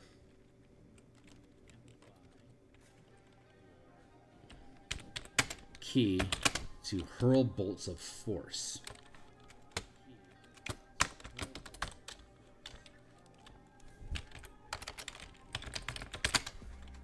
You gain a new attack option that can use the attack action. This special attack is a ranged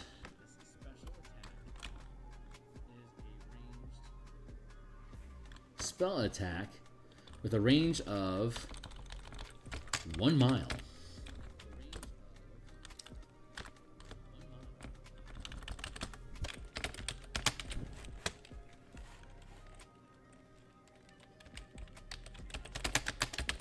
While piloting a ship that you can use with the attack action. This special attack is a ranged spell attack with a ranged spell attack with a range of 1 mile.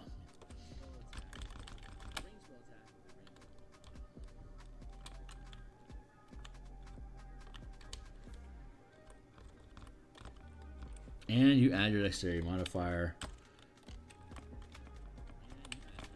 And you add your piloting modifier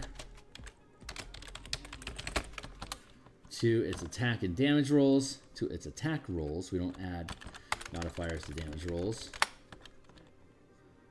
Its damage is force.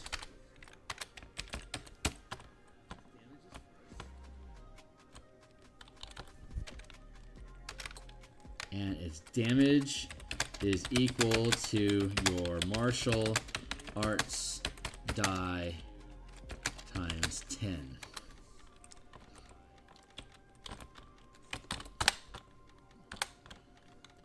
When you take the attack action on your turn and use a special attack as part of it, you can spend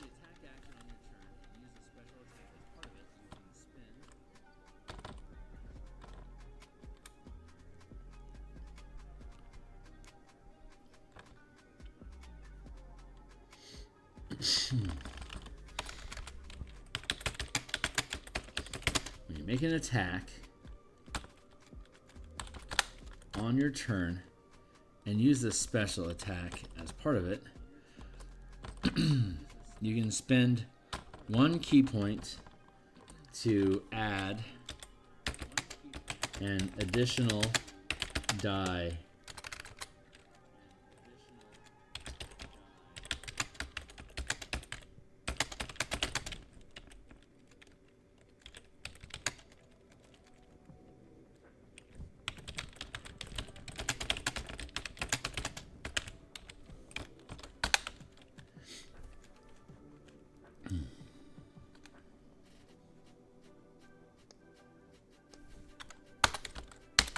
there.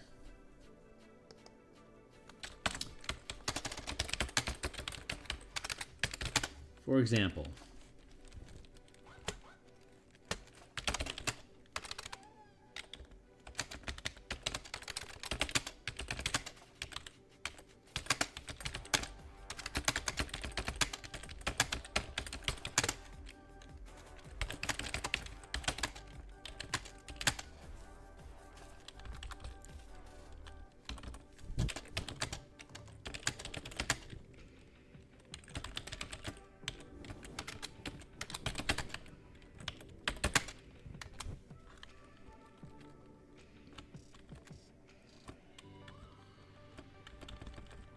you can spend a number of key points up to your proficiency bonus to add additional martial arts dice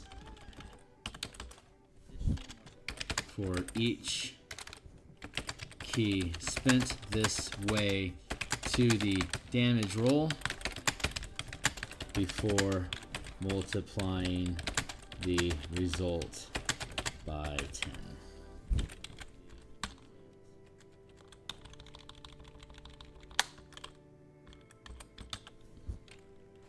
Up to 2, 3, 4. Up to 4 key to deal a lot of damage.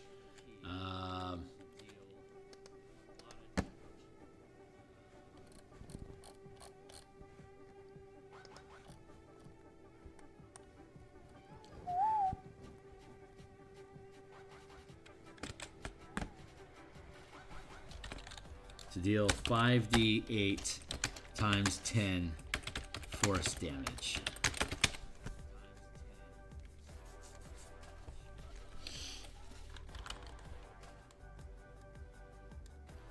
That's too much damage.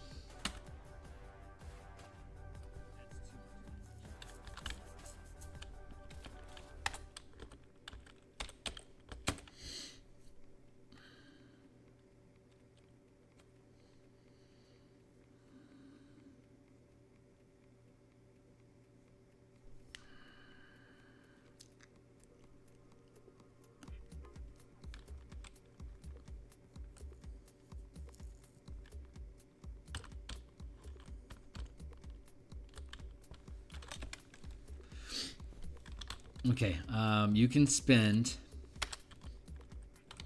1 key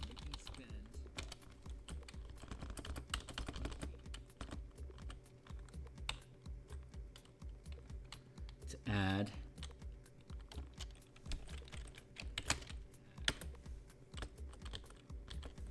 a second martial arts die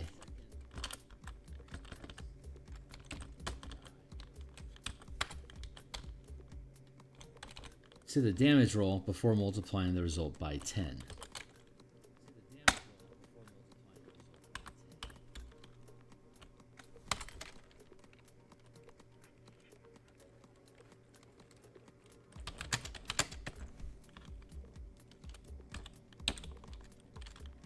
To add additional martial arts dice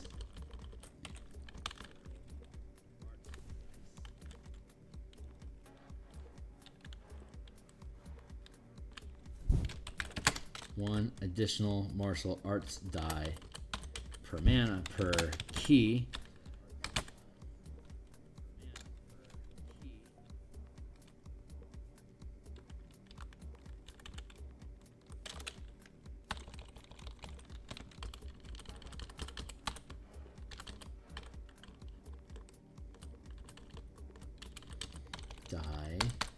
to the damage roll before multiplying the result by 10 at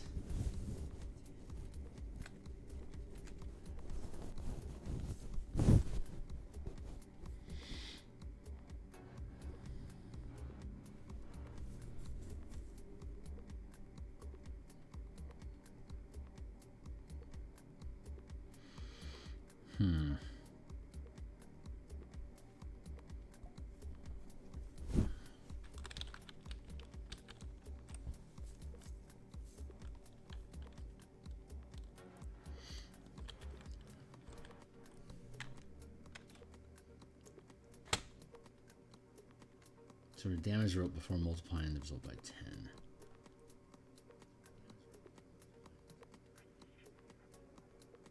Shit.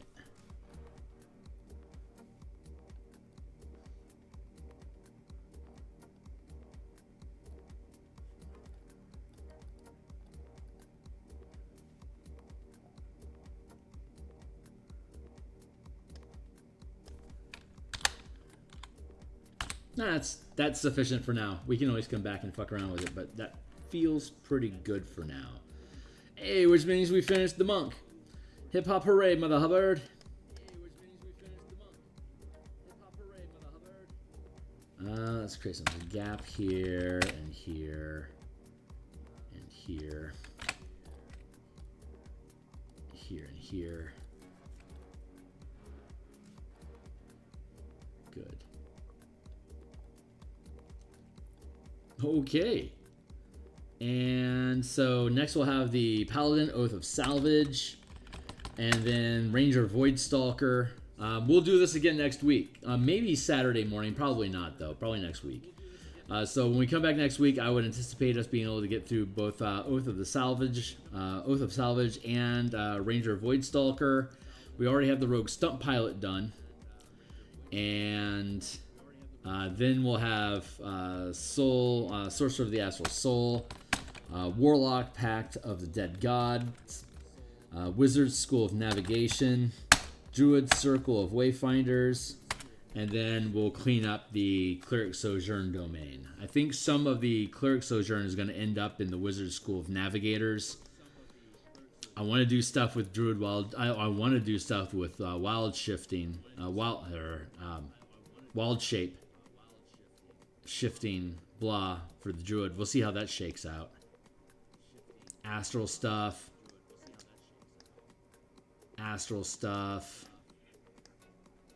Movement navigation stuff. Awareness and wild shaping stuff.